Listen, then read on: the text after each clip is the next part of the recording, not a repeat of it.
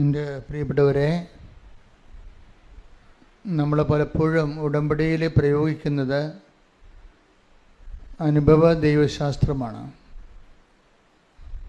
ദൈവശാസ്ത്രത്തിൻ്റെ അനുഭവബന്ധിയായിട്ടുള്ള ആധ്യാത്മിക ശാസ്ത്രങ്ങൾ, ബൈബിൾ ശാസ്ത്രങ്ങൾ ഉപയോഗിക്കണം. അതിലേറ്റവും സമ്പൂർണമായ അനുഭവ ദൈവശാസ്ത്രം അടങ്ങിയിരിക്കുന്നത്, അനുദിന ജീവിതവുമായി ബന്ധപ്പെട്ടത് അടങ്ങിയിരിക്കുന്നത് ഉടമ്പടി പ്രതീകങ്ങളിലാണ്. ഉടമ്പടിയിൽ ഒത്തിരിയേറെ പ്രതീകങ്ങളുണ്ട്. നിങ്ങൾക്ക് അറിയാം, നിങ്ങൾ ഉടമ്പടി ചെയ്യാൻ വേണ്ടി അൾത്താരയിലേക്ക് വരുമ്പോൾ 2 പ്രതീകങ്ങൾ കാണാം. ഒന്ന് മിനോറ വിളക്കും, രണ്ടാമത്തത് വാഗ്ദാന പേടകവും. വാഗ്ദാന പേടകത്തിൻ്റെ മധ്യത്തിലൂടെ ആ 2 കെറൂബുകൾ, മാലാഖമാരുടെ നടുക്കുള്ള സ്ഥലമാണ് ബൈബിളിലെ ശൂന്യമായ സ്ഥലം. അത് ദൈവത്തിൻ്റെ സ്ഥാനമെന്ന രീതിയിൽ കൃപയുടെ ആസനം, ഇരിപ്പിടം, കൃപാസനം എന്ന് പറയും. എന്നിട്ട് പുറപ്പാടിൻ്റെ പുസ്തകം 25 ഞാൻ കൃപാസനത്തിൽ ഇരുന്നു കൊണ്ട് നിങ്ങളോട് സന്ദേശം നൽകും.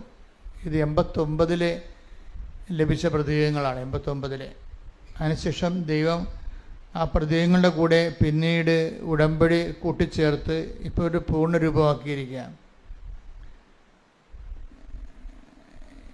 ഇതുകൊണ്ട് നിങ്ങൾക്ക് മനസ്സിലാക്കാം, ഇതിൻ്റെ ഓരോ കാര്യങ്ങളെയും കൃത്യമായി മനസ്സിലാക്കി ആണ് അതിൻ്റെ അകത്ത് നമ്മൾ ഇൻവെസ്റ്റ് ചെയ്യണമെന്നുണ്ടെങ്കിൽ ഉടമ്പടി നല്ല സ്കീമാണ്. പക്ഷേ മനുഷ്യരുടെ സ്വഭാവമായിട്ട് ഉടമ്പടി യോജിച്ച് പോകുന്നുണ്ടോ എന്ന് എനിക്കറിയത്തില്ല. മനുഷ്യരുടെ സ്വഭാവം അറിയാമല്ലോ, എല്ലാ ചിട്ടിയും കയറി എടുക്കും, എന്നിട്ട് 2 ഗഡുക്കൾ അടക്കും, എന്നിട്ട് ആ കാശം കൊണ്ട് തലയാൾ പോവും. അതാണല്ലോ മനുഷ്യരുടെ സ്വഭാവം. എല്ലാ ചിട്ടിയും കയറി പിടിക്കും. ആരെല്ലാം ചിട്ടി തുടങ്ങിയാലും ഒരു ആദ്യത്തെ ഗഡുക്കൾ കൊടുത്ത് ആ കാശും കിട്ടത്തില്ല, ചിട്ടി നമ്മൾ മുഴുവനാക്കുകയില്ല. ഇതാണ് മനുഷ്യരുടെ സ്വഭാവം. ഈ സ്വഭാവം കൊണ്ട് നിങ്ങൾ ഉടമ്പടിയിൽ വന്നു കഴിഞ്ഞാൽ അത് തന്നെ സംഭവിക്കും. എപ്പോഴും ഓർത്തേക്കണം. അപ്പോൾ ഈ കഴിഞ്ഞ ദിവസം ഒരു ഓഫീസർ എന്നെ വിളിച്ച്, എൻ്റെ കുറച്ച് റിലേറ്റീവ്സ് ഇന്ന് ഉടമ്പടി എടുക്കാൻ വരുന്നുണ്ട്, അച്ഛനെ അവർക്ക് കാണാൻ പറ്റുമോ എന്ന് ചോദിച്ചു. അപ്പോൾ ഓഫീസർ എന്നെ കുറച്ച് സഹായിച്ചുള്ളതാണ്. ഞാൻ സാറേ, സാംസ്കാരികം വേറെ, ആധ്യാത്മികം വേറെ. ഇവിടെ വരുമ്പോൾ നമ്മൾ തമ്മിലുള്ള ബന്ധങ്ങളൊന്നും ഇവിടെ ഇല്ല. ഇവിടെ വരുമ്പോൾ ഉടമ്പടി കൈപൊള്ളണ പരിപാടിയാണ് എന്നവർ ആദ്യം പറഞ്ഞ് മനസ്സിലാക്കണം. ആദ്യം അതിൻ്റെ അകത്ത് നമ്മൾ ആദ്യം എന്നിട്ട് ദൈവം ചിന്തിക്കണത് നിങ്ങൾ ഇതിൽ സീരിയസ് ആണോ എന്നറിയാൻ വേണ്ടിയാണ്. കുറേ 0 അവേഴ്സ് ഉണ്ടാവും. 0 അവേഴ്സ് എന്ന് വെച്ച് കഴിഞ്ഞാൽ നോൺ റെസ്പോണ്ടിങ് ആയിട്ടുള്ള, നിങ്ങൾക്ക് ഭയങ്കര ഇപ്പം തന്നെ നടക്കുമെന്ന് പറഞ്ഞിട്ട് വരുന്ന കാര്യമാണ് ആയിരിക്കാം. പക്ഷേ ദൈവം നിങ്ങളുടെ ഈ പരവേശം കാണുമ്പോൾ തന്നെ ഒന്ന് ചവിട്ടിപ്പിടിക്കും. പക്ഷേ അവ ബുദ്ധിയുള്ളവരാണെങ്കിൽ ചവിട്ടിപ്പിടിക്കുമ്പോൾ തന്നെ ഒരുമാതിരിപ്പെട്ട ഈ ചുമ്മാ എടുത്ത് പരീക്ഷിക്കാൻ വന്ന ഉടമ്പടിയുടെ ഉപ്പ് നോക്കാൻ വന്ന ആൾക്കാർ അപ്പം തന്നെ വണ്ടി വിട്ട് പോയിക്കൊള്ളൂ. ദൈവം ഉദ്ദേശിക്കുന്നത് അതാണ്, ഞാനും ഉദ്ദേശിക്കുന്നത് അത് തന്നെ. എന്താ പ്രശ്നം വെച്ച് കഴിഞ്ഞാൽ ദൈവത്തിൻ്റെ സ്വഭാവം അറിയണമല്ലോ. ഞാനിങ്ങനെ എത്രയോ 4 വയസ്സ് മുതൽ കർത്താവിനെ കൂടെ നടക്കണതാണ്. ഇപ്പം ഏറെക്കുറെയൊക്കെ എനിക്ക് ദൈവത്തിൻ്റെ സ്വഭാവം ബൈബിളിൽ നിന്നും അറിയാൻ പറ്റും, ആയിരങ്ങളുടെ അനുഭവങ്ങളിൽ നിന്ന് അറിയാൻ പറ്റും, എൻ്റെ സ്വന്തം അനുഭവത്തിൽ നിന്ന് അറിയാൻ പറ്റും. ഇപ്പോൾ ഏറ്റവും വലിയ കാര്യം ദൈവത്തെ അറിയുക തന്നെയാണ്. അല്ല, നിങ്ങൾക്കൊരു ഇൻസിഡൻ്റ് ഉണ്ടായി, ഒരു ഈവൻസ് ഉണ്ടായി, അതിൻ്റെ വെളിച്ചത്തിൽ പെട്ടെന്ന് ദൈവത്തെ അറിയാമെന്ന് പറയുന്നത് നടക്കത്തില്ല. ഇതെന്ന് വെച്ച് കഴിഞ്ഞാൽ അതുകൊണ്ടാണ് ഈ ബൈബിള് വായിക്കണം, ബൈബിള് വ്യാഖ്യാനിച്ച് കേൾക്കണമെന്നൊക്കെ പറയണത്. ബൈബിള് വ്യാഖ്യാനിച്ച് കേൾക്കണത് എന്തിനാണ്? ബൈബിളിലൂടെയാണ് ദൈവം ചരിത്രത്തിലൂടെ ഇടപെട്ടിരിക്കുന്നത്. ദൈവം ഓരോ കാലത്ത് ചരിത്രത്തിലൂടെ ഇടപെട്ടിട്ടുണ്ട്, ഓരോ വിഷയങ്ങൾക്കും. അങ്ങനെ ഇടപെട്ടപ്പോൾ ആ ദൈവത്തിൻ്റെ ഇടപെട്ടുന്ന രീതികൾ, ദൈവത്തിൻ്റെ പെരുമാറ്റ രീതികൾ, അപ്പോൾ നമുക്ക് ഏറെക്കുറെ നമുക്ക് ഇന്ന വിഷയത്തിൽ ഇന്ന ഉത്തരവായിരിക്കും ദൈവത്തിൻ്റെ ഭാഗത്ത് വരണം നമുക്കറിയാൻ പറ്റും. അതിപ്പോൾ നിങ്ങൾ ഞാൻ തലേ കൈ വെച്ചിരിക്കുമ്പോൾ ചില ആൾക്കാരോട് അപ്പം തന്നെ മെസ്സേജ് പറഞ്ഞു വിടത്തില്ലേ? ഒക്കെയാണോ? ചിലരോട് പറയും സാക്ഷ്യം പറയാൻ വരണം, ചിലർക്ക് ഡേറ്റ് പറഞ്ഞു കൊടുക്കും, ചിലരോട് ഒന്നും മിണ്ടത്തില്ല. എന്താ കാര്യം? ഒന്നും മിണ്ടാത്തതിൻ്റെ കാരണം എനിക്ക് മെസ്സേജ് കിട്ടാത്തത് കൊണ്ടാണ്. അതേസമയം തന്നെ അപ്പോഴെന്താ വെച്ചാൽ അതുകൊണ്ട് നിങ്ങളുടെ കേസ് നോട്ട് ഓക്കെ ആയിട്ടല്ല, ശരിക്കും നിങ്ങളുടെ നിന്ന് കർത്താവ് കുറച്ചുകൂടി പ്രതീക്ഷിക്കുന്നുണ്ട്. ഞാൻ ഒന്നും മിണ്ടാതെ വിടുന്ന ആൾക്കാരാണ് ഏറ്റവും നല്ല ആൾക്കാർ. എൻ്റെ ഒരു അനുഭവത്തിൽ ഞാനൊന്നും മിണ്ടാതെ വിടുന്ന വെച്ച് കഴിഞ്ഞാൽ അവരെക്കുറിച്ച് അവരുടെ ഇൻവെസ്റ്റ്മെൻറ്റിൽ ദൈവം തൃപ്തനാണ്, പ്രത്യേകിച്ച് മെസ്സേജൊന്നുമില്ല, ആ മരുന്ന് തന്നെ കഴിക്കാൻ പറയും. ആ മരുന്ന് തന്നെ കഴിക്കാൻ പറയും. അപ്പോൾ അതുകൊണ്ടാണ് മിണ്ടാ പോണത്. ചിലരോട് പറയും നിനക്ക് ഇപ്പോൾ ഞാൻ ഇൻസെൻറ്റീവ് തന്നില്ലെങ്കിൽ നീ ഇതിനാലെ ഉടമ്പടി ഉഴപ്പിപ്പോവും. പക്ഷെ നിൻ്റെ പഴയകാല ചരിത്രമൊക്കെ നോക്കുമ്പോൾ ഫയൽ കുഴപ്പമില്ലാത്തതാണ്. നിൻ്റെ പ്രത്യേക സാഹചര്യത്തിൽ കുറച്ച് ഫ്ലക്ച്വേഷൻസൊക്കെ ഉണ്ടായിട്ടുണ്ടെങ്കിലും അതുകൊണ്ട് ഈ വിഷയത്തിൽ ഞാൻ ഹെൽപ്പ് ചെയ്യാവുന്ന കാര്യം ദൈവം ആദ്യമേ തന്നെ ഒരു പ്രൊവിഷൻ വെച്ചിട്ടുണ്ട്. എന്താ പ്രൊവിഷൻ? ഉടമ്പടിയുടെ പ്രൊവിഷൻ എന്ന് പറഞ്ഞാൽ ഭയങ്കര സൂപ്പറാണേ. എന്നുവെച്ചാൽ നമുക്ക് 0 മെറിറ്റ്സിൽ ഇതിനകത്ത് ഇൻവെസ്റ്റ് ചെയ്യാൻ പറ്റുമെന്നുള്ളതാണ്. ഇപ്പം നമുക്ക് ഒരു ദൈവതിരുസന്നിധിയിൽ യാതൊരു ക്രെഡിറ്റുമില്ല. എന്നുവെച്ചാൽ നമുക്കൊരു കഴിവില്ല. ദൈവതിരുസന്നിധിയിൽ നമുക്കൊരു ക്ലെയിം പറയാൻ വേണ്ടി, ഒരു അവകാശം പറയാൻ വേണ്ടി നമ്മുടെ കയ്യിൽ ഒന്നുമില്ല. കുറച്ച് പാപങ്ങളല്ലെന്നും അല്ലാതെ ഒന്നുമില്ല. പക്ഷെ പാപങ്ങൾ ആണ് ഉള്ളെങ്കിലും അത് ബുദ്ധിയുള്ള ആൾക്കാർക്ക് പാപങ്ങൾ ഒരു ക്ലെയിമായിട്ട് വരുന്നുണ്ട്. ബുദ്ധി വേണം. നിങ്ങൾക്ക് പാപം വേറെ ഒന്നും ക്ലെയിമില്ല, പാപങ്ങളെ ഉള്ളെങ്കിൽ നിങ്ങൾക്ക് ബുദ്ധി ഉണ്ടെങ്കിൽ അതൊരു ക്ലെയിമായിട്ട് അവകാശമായിട്ട് വരും. എന്താ കാര്യം? ബുദ്ധി ഉണ്ടെങ്കിൽ പശ്ചാത്തപിക്കാൻ പറ്റും. ബുദ്ധി ഇല്ലാത്തവർ ഒരിക്കലും പശ്ചാത്തപിക്കത്തില്ല. അത് തന്നെ ചെയ്തുകൊണ്ടിരിക്കും. അടി പാർസൽ വാങ്ങിച്ചുകൊണ്ട് പോവുകയും ചെയ്യും.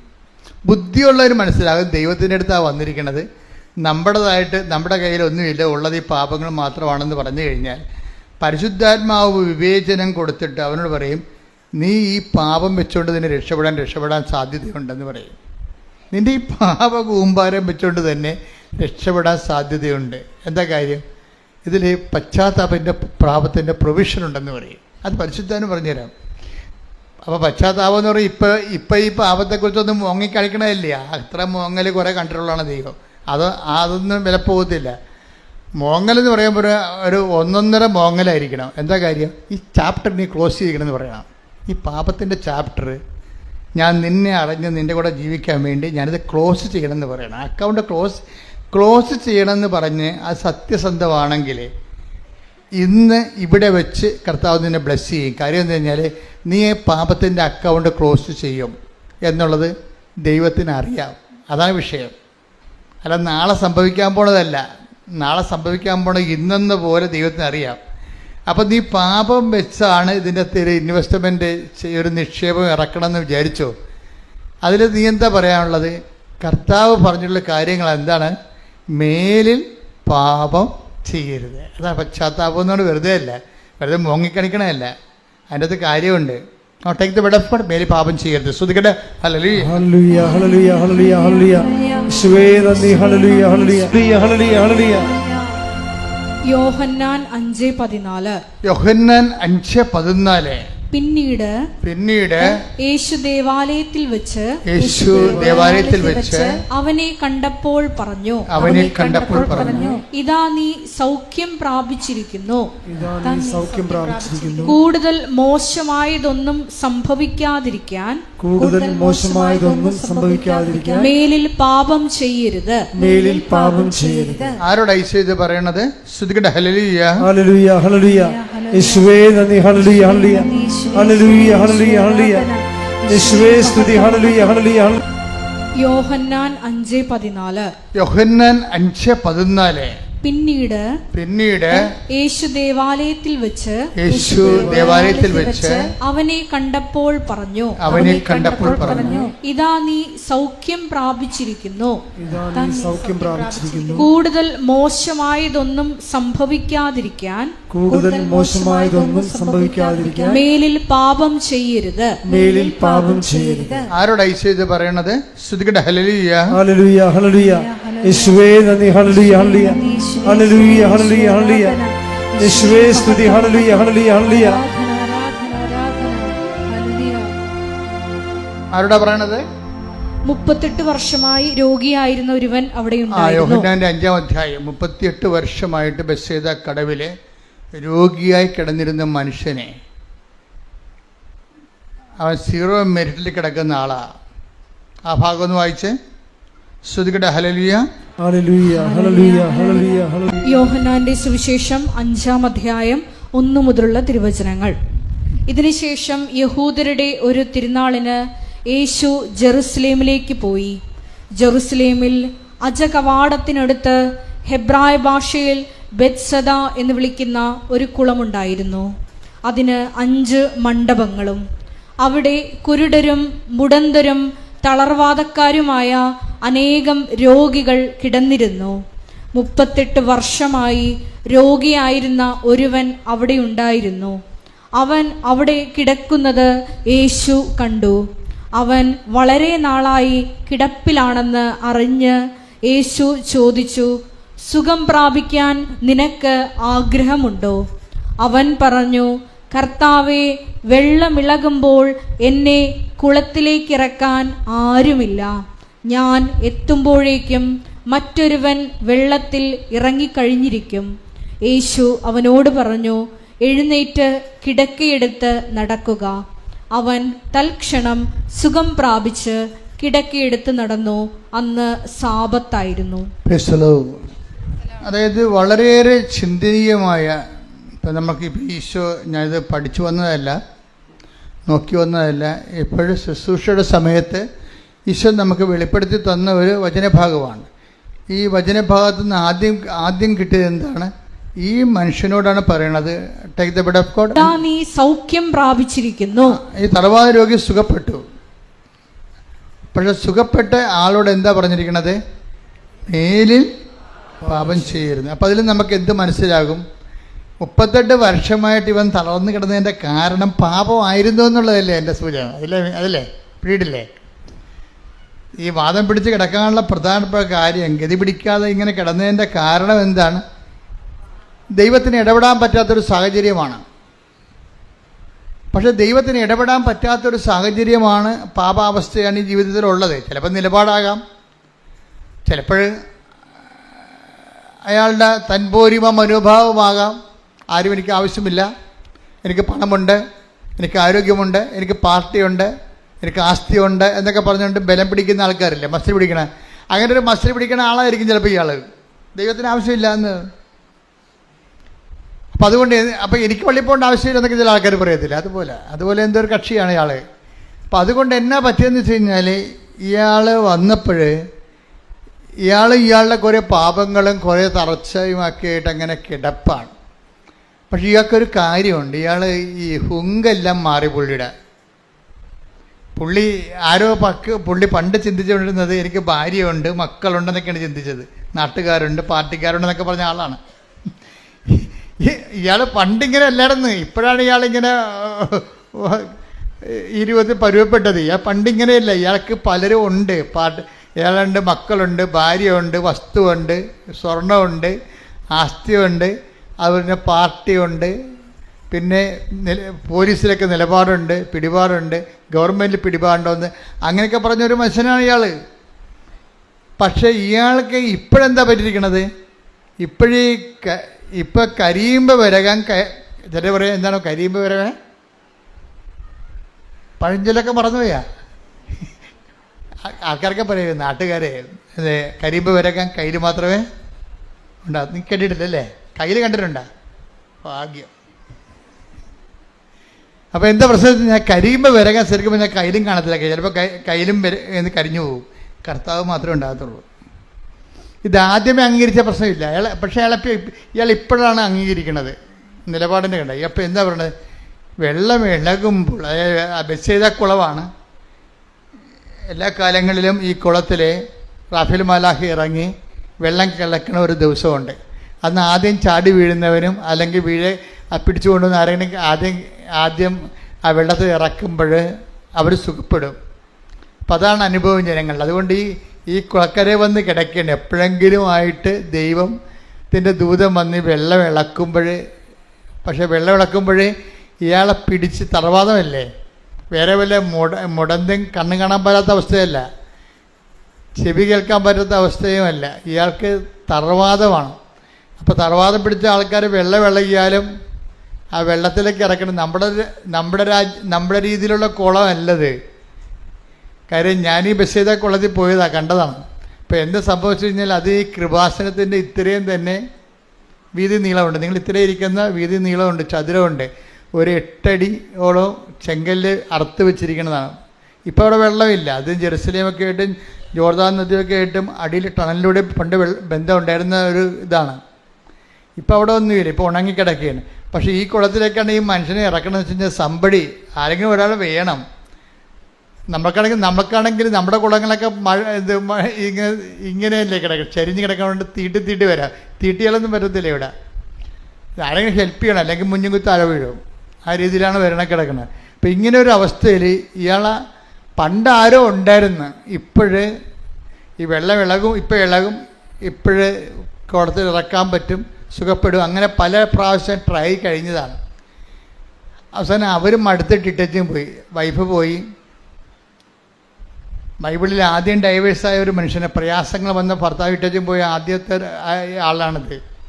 ഞാൻ ഈ ഭർത്താവ് പ്രയാസങ്ങൾ വരുമ്പോൾ ഭർത്താവ് ഇട്ടും പോണ ഒത്തിരി സ്ത്രീകളെ കണ്ടിട്ടുണ്ട്. ഇവിടെ വരും, ഇടയ്ക്ക് ആൾക്കാർ വരും. ഇപ്പം ഞാനിങ്ങനെ കുത്തി ചോദിക്കും, നിങ്ങളാണോ പോയത്, അയാളാണോ പോയതെന്നൊക്കെ ചോദിക്കും. എനിക്ക് തലയൊക്കെ വെക്കുമ്പോൾ സംശയം തോന്നും. ഇവർ ഭയങ്കര മോങ്ങി വല്ലാത്ത സെൻറ്റിമെൻ്റ് അടിച്ചായിരിക്കും എന്നോട് പറയണത്.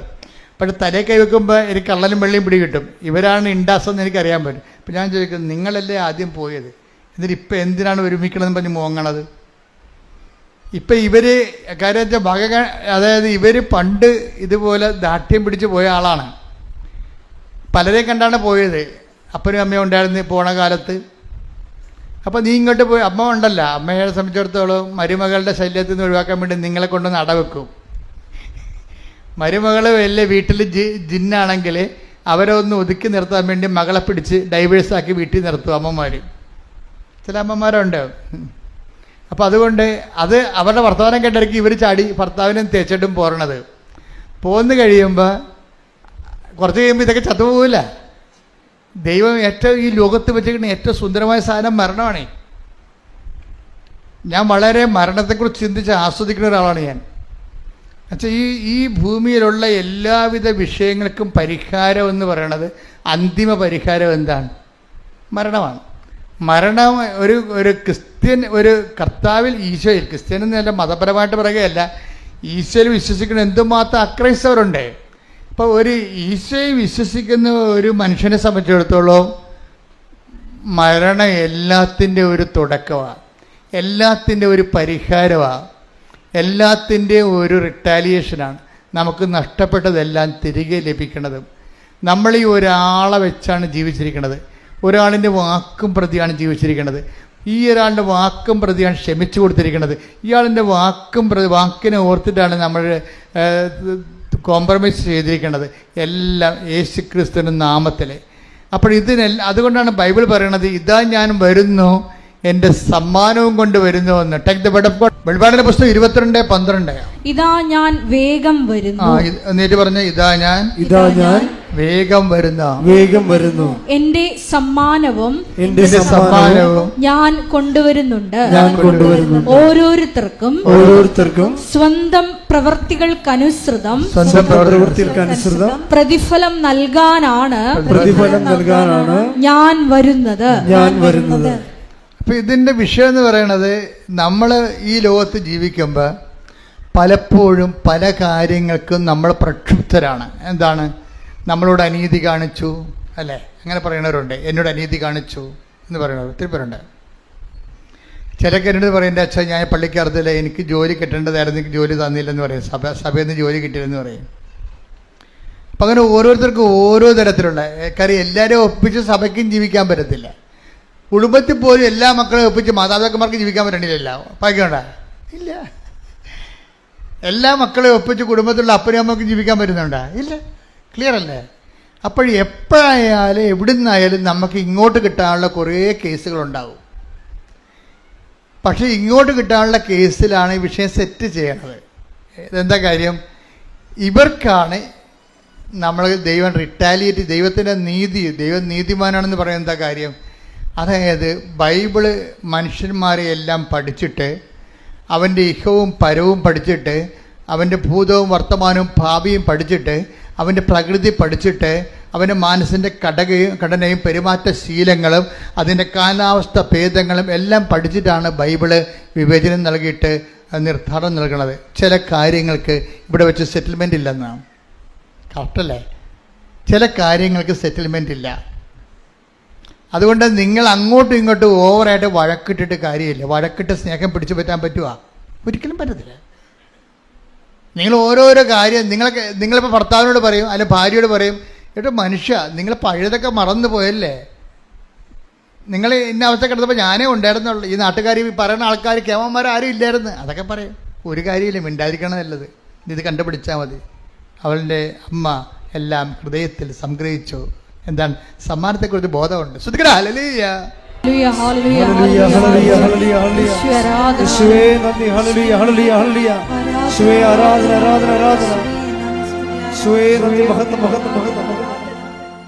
ഈശോയുടെ അമ്മ ഈ വിഷയത്തെക്കുറിച്ച് നല്ല ജ്ഞാനമുണ്ട്.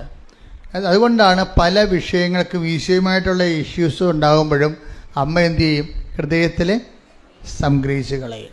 എന്ന് വെച്ച് കഴിഞ്ഞാൽ അതിനെക്കുറിച്ച് ഇഷ്യൂ ഡെവലപ്പ് ചെയ്തെടുക്കത്തില്ല. എന്താ കാര്യം?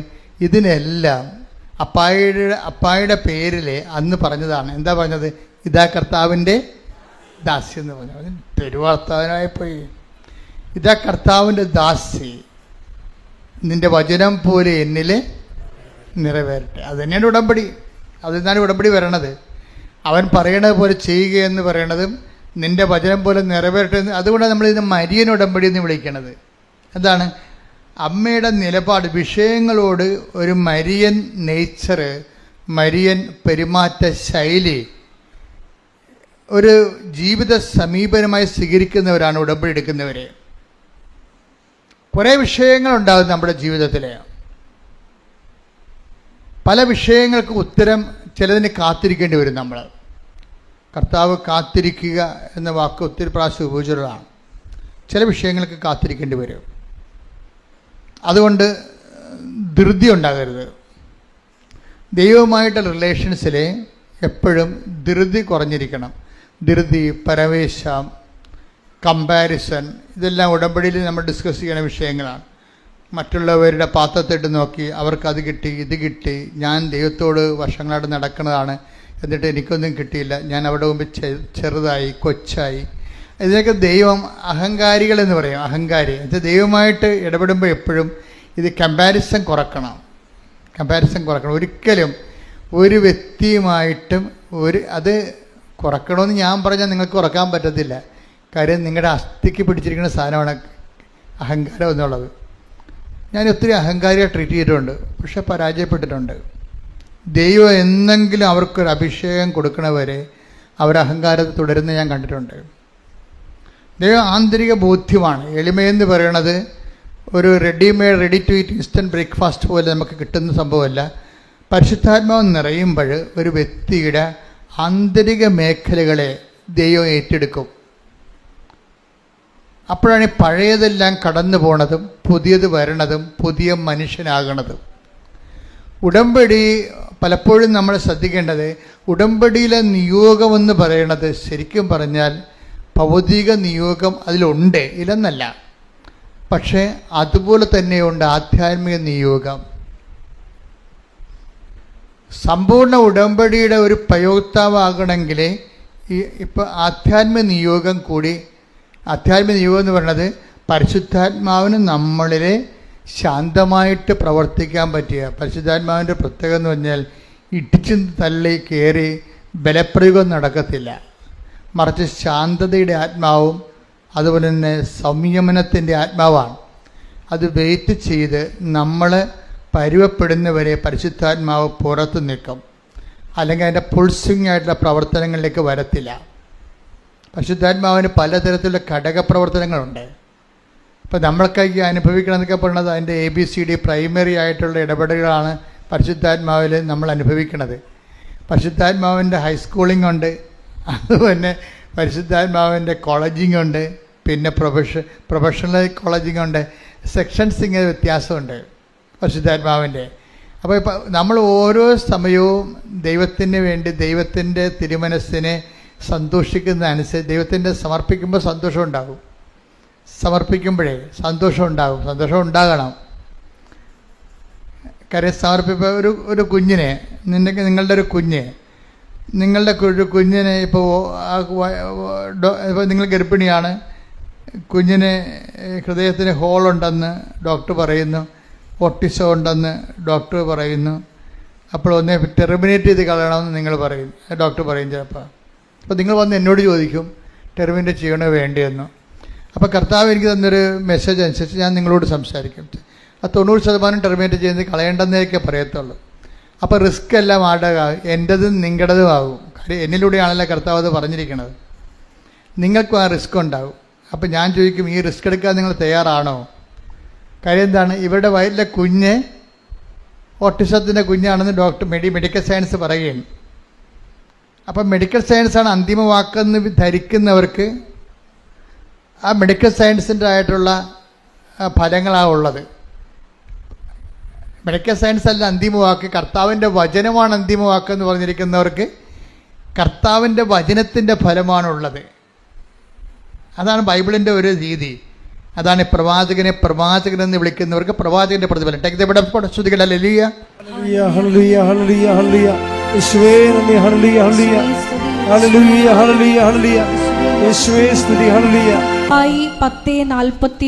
മത്തായിയുടെ സുവിശേഷം 10:41 വാക്യം. പ്രവാചകനെ പ്രവാചകനായി സ്വീകരിക്കുന്നവന് പ്രവാചകനായി സ്വീകരിക്കുന്നവന് പ്രവാചകന്റെ പ്രതിഫലവും നീതിമാനായി സ്വീകരിക്കുന്നവന് നീതിമാന്റെ പ്രതിഫലവും ലഭിക്കുന്നു. അതായത് പ്രവാചകനെ നീതിമാനായിട്ട് കണക്കാക്കുന്നവന് പ്രവാചകന്റെ പ്രതിഫലം ലഭിക്കത്തില്ല. അതാ വിഷയം. നിങ്ങൾ എങ്ങനെയാണ് ഈ വിഷയത്തെ സമീപിക്കുന്നത്? നിങ്ങൾ ദൈവവചനത്തിനാണ് മോർ ഇമ്പോർട്ടൻസ് കൊടുക്കുക. അപ്പം ഞാൻ ഇവരുടെ ഹിസ്റ്ററി തിരക്കും. അപ്പം നിങ്ങളെ കുഞ്ഞിനെ ഇങ്ങനെ അബോർട്ട് ചെയ്ത് കളയണമെന്ന് പറഞ്ഞു കഴിഞ്ഞാൽ ഞാൻ പിന്നെ ഉടനെ ഇവിടെ ഇൻഫ്രാസ്ട്രക്ചറാണ് അന്വേഷിക്കുന്നത്. നിങ്ങൾ ദൈവവചനത്തിന് വേണ്ടി നേരത്തെ ജീവിച്ചിട്ടുണ്ടോ? ദൈവവചനത്തിൻ്റെ ഗുണങ്ങൾ നിങ്ങൾക്കറിയാവോ? ദൈവവചനത്തിനെക്കുറിച്ച് നിങ്ങൾക്ക് ആഴമായ ബോധ്യമുണ്ടോ? കർത്താവ് ഇങ്ങനെ ഒരു വചനം പറഞ്ഞാൽ വിശ്വസിക്കാനുള്ള കഴിവുണ്ടോ? കുറേ ചോദ്യങ്ങൾ ചോദിക്കും. ചോദ്യങ്ങളെല്ലാം നോക്കുകയാണെങ്കിൽ ഞാൻ പറയും, കീപ് ദ ചൈൽഡ്, കുഞ്ഞിനെ സൂക്ഷിക്കുക. കർത്താവ് ഇതിൻ്റെ എന്തെങ്കിലും കേടുണ്ടെങ്കിൽ ഗർഭത്തിൽ വെച്ച് തന്നെ കർത്താവ് ഇതിനെ പരിഹരിച്ചിട്ട് നിനക്ക് ആരോഗ്യമുള്ള കുഞ്ഞിനെ തരും. എന്താണ്? അവൾക്ക് എൻ്റെ കഴിവുണ്ട്. കർത്താവിൻ്റെ വചനം വിശ്വസിക്കാൻ ഒരു കഴിവ് വേണം. ഈ ദിവസങ്ങളിലെ സിമി ജോൺ എന്നും പറഞ്ഞൊരു മോളൊരു സാക്ഷ്യം പറഞ്ഞായിരുന്നു. സിമി ജോണിൻ്റെ കുറേ സാക്ഷ്യങ്ങളുണ്ട്. അതിൽ ഒരു സാക്ഷ്യം എനിക്കിഷ്ടപ്പെട്ടതെന്ന് വെച്ച് കഴിഞ്ഞാൽ, സിമി ജോണിന് 6 പ്രാവശ്യം മറ്റേ OETക്ക് തോറ്റ്. 6 പ്രാവശ്യം OETക്ക് തോറ്റെന്ന് പറയുമ്പോൾ ഒരു വല്ലാത്ത തോൽവിയായി. ഇപ്പം 6 പ്രാവശ്യമൊക്കെ തോക്കുമ്പോൾ ഒരു മനുഷ്യൻ ചിലരുടെ കോൺഫിഡൻസ് പോകും, ചിലരുടെ കോൺഫിഡൻസ് കിട്ടും. എന്ന് വെച്ച് കഴിഞ്ഞാൽ പരിശുദ്ധാത്മാവ് നിറഞ്ഞ് നിരാശയുടെ വിഷയം കാണുന്നവർക്ക് കോൺഫിഡൻസ് പോയിക്കൊണ്ടിരിക്കും. അല്ല, ഇത്രയും 6 പ്രാവശ്യം തോറ്റതല്ലേ, അത് തന്നെയാണ് എൻ്റെ ജയം എന്ന് പറഞ്ഞുകൊണ്ട് എന്നെ കർത്താവ് ഞാനൊരു ബിലോ ആവറേജ് സ്റ്റുഡൻ്റാണ്, എന്നെ ഇവിടം വരെ എത്തിച്ചില്ലേ, എൻ്റെ റിസൾട്ടിൽ മാറ്റമുണ്ടല്ലോ, പോസിറ്റീവായിട്ട് ചേഞ്ച് ഉണ്ടല്ലോ, അപ്പോൾ 7ാമത്തെ പ്രാവശ്യം ജയിക്കും എന്ന് പരിശുദ്ധാത്മാവ് അവർക്ക് തോന്നിക്കും. അപ്പോൾ അതാണ് നമ്മുടെ ഇൻഫ്രാസ്ട്രക്ചർ എന്താണ്, അതനുസരിച്ചാണ് ദൈവം പ്രവർത്തിക്കണതിൻ്റെ അടുത്ത്. അപ്പോൾ ഉടനെ അവർക്ക് പ്രത്യാശ ഉണ്ടാവും. അവർ സന്തോഷത്തോടെ വന്ന് 7ാം പ്രാവശ്യം എഴുതും. ഈ സിമി ജോണിനെ സംബന്ധിച്ചിടത്തോളം പ്രത്യാശയുമില്ല, നിരാശയുമില്ല, ജീവിക്കണമെന്നുള്ള ആഗ്രഹം മാത്രമേ ഉള്ളൂ, ആശ മാത്രമേ ഉള്ളൂ. അങ്ങനെ ഉണ്ടാകത്തില്ല, അവർക്ക് ന്യൂട്രൽ കേസ് ഉണ്ടാവും. പ്രത്യാശയുമില്ല, നിരാശയുമില്ല, പിന്നെന്താ ഉള്ളത്? ജീവിക്കണമെന്നുള്ള ആശ. ഞാൻ ഇത്രയും പൈസ ഇതിനത് ഇൻവെസ്റ്റ് ചെയ്ത് 35 രൂപ വേണമല്ല OETക്ക് ഒരു പ്രാവശ്യം. അപ്പോൾ അവസാനം വന്നപ്പോൾ ഈ 7ാമത്തെ പരീക്ഷയുടെ സമയം വന്നപ്പോൾ ഇവർക്ക് ജലദോഷം, പനി, തൊണ്ടകാഴ്ച, ചുമ, അതങ്ങനെ ന്യൂമോണിയയിലായിട്ട് പോയിക്കൊണ്ടിരിക്കുകയാണ്. സംസാരിക്കാൻ പോലും പറ്റണില്ല. അപ്പോൾ അവൾക്ക് തോന്നി, ഈ സിമിജോനെ നോക്കി, എന്ന് പരീക്ഷ ഒന്ന് എക്സ്റ്റെൻഡ് ചെയ്യാം, കാര്യം ക്ഷീണമാണല്ലോ, രോഗമാണല്ലോ, എക്സ്റ്റെൻഡ് ചെയ്തേക്കാമെന്ന് വിചാരിച്ച്. അപ്പോൾ അവർ ഇതിൻ്റെ ഓഫീസിൽ വിളിച്ചു ചോദിച്ചു, എനിക്ക് പാടില്ല, ഞാൻ കിടപ്പാണ്, എനിക്ക് 7ാമത്തെ പരീക്ഷ എഴുതാൻ പറ്റുമെന്ന് തോന്നണില്ല, അപ്പം എനിക്ക് എക്സ്റ്റെൻഡ് ചെയ്ത് തരണമെന്ന് പറയും. ഉടനെ അവർ പറയും എക്സ്റ്റെൻഡ് ചെയ്യാൻ കുഴപ്പമില്ല, 14,000 രൂപ എക്സ്ട്രാ കെട്ടിവെക്കാൻ പറയും. 15,000 രൂപ കെട്ടിവെക്കണമല്ലോ. അപ്പോൾ എക്സ്റ്റെൻഡ് ചെയ്യണമെന്നുണ്ടെങ്കിൽ 14,000 രൂപ എക്സ്ട്രാ കെട്ടിവെക്കാൻ പറയും. അപ്പോൾ അതോടുകൂടി പറഞ്ഞ് അവൾ ഭയങ്കര പാവപ്പെട്ട പെണ്ണാണ്, അതുകൊണ്ട് അത് പൈസ ഇല്ല, കാര്യം ഇത്രയും എഴുതിയില്ലേ, 35 രൂപ വെച്ച് 6 പ്രാവശ്യം ഓൾറെഡി കൊടുത്തു. ഇപ്പോൾ എക്സ്റ്റെൻഡ് ചെയ്യാൻ വന്നപ്പോൾ വീണ്ടും ആ 35 കൂടെ വേറെ ഒരു 15 എന്ന് പറയുമ്പോൾ 49,000 രൂപ വരും. അപ്പോൾ ആ പൈസ വീട്ടിലില്ല. അപ്പോൾ അവൾ എന്ത് ചെയ്യും? കർത്താവിനോട് പറയാം. അപ്പം അവളെ മാതാവിനോട് ഈ 6 പ്രാവശ്യം തോറ്റെങ്കിലും ഇപ്പം ഈ കാലത്ത് പുതിയ കാലം അവസാനമായപ്പോൾ ഉടമ്പടിയൊക്കെ എടുത്ത് മാതാവുമായിട്ട് ഒരു ഡയലോഗിങ് കണ്ടീഷനിലൊക്കെ ആയിട്ടുണ്ട് ആൾ. അപ്പോൾ മാതാവിനോട് പറയും, അമ്മേ കാശില്ലല്ലോ, എനിക്ക് എഴുതാനും പറ്റത്തില്ല, എനിക്ക് കാശ്. ഉടമ്പടിക്കുള്ളൊരു ഗുണമെന്ന് പറയുന്നത് സെൽഫ് ഡയലോഗ് ഭയങ്കരമായിട്ട്. ഉടമ്പടിയുടെ ഒരു ഗുണം അതാണ്. ബയലാട്ടർ ഉടമ്പടിയല്ലേ, ഉടമ്പടി എന്ന് പറഞ്ഞാൽ എന്താണ്? ബയലാട്ടർ എഗ്രിമെൻ്റ് അല്ലേ. അപ്പോൾ അമ്മയുടെ മധ്യസ്ഥത്തിലല്ലേ. അപ്പോൾ ഉടമ്പടി വിഷയത്തിന് മേലെ എന്തെങ്കിലും പ്രശ്നമുണ്ടെങ്കിൽ നമുക്ക് നേരിട്ട് അമ്മയോട് സംസാരിക്കാം. ഒരു ഗ്രൗണ്ടുണ്ട്, ഗ്രിപ്പുണ്ട്. ആ ഉടമ്പടിയുടെ ഏറ്റവും വലിയ ഗുണം അതാണ്. ദൈവസ്നേഹമുള്ള കുഞ്ഞുങ്ങൾക്ക് ഇത് ഭയങ്കര സൂപ്പറാണ്. എന്താ കാര്യം വെച്ച് കഴിഞ്ഞാൽ അവർ ദൈവമായിട്ട് ഉടമ്പടി ചെയ്തിരിക്കുകയാണ്. ഉടമ്പടി പ്രകാരം ഒരു പ്രേക്ഷിത പ്രവർത്തനം ചെയ്യുന്നുണ്ട്.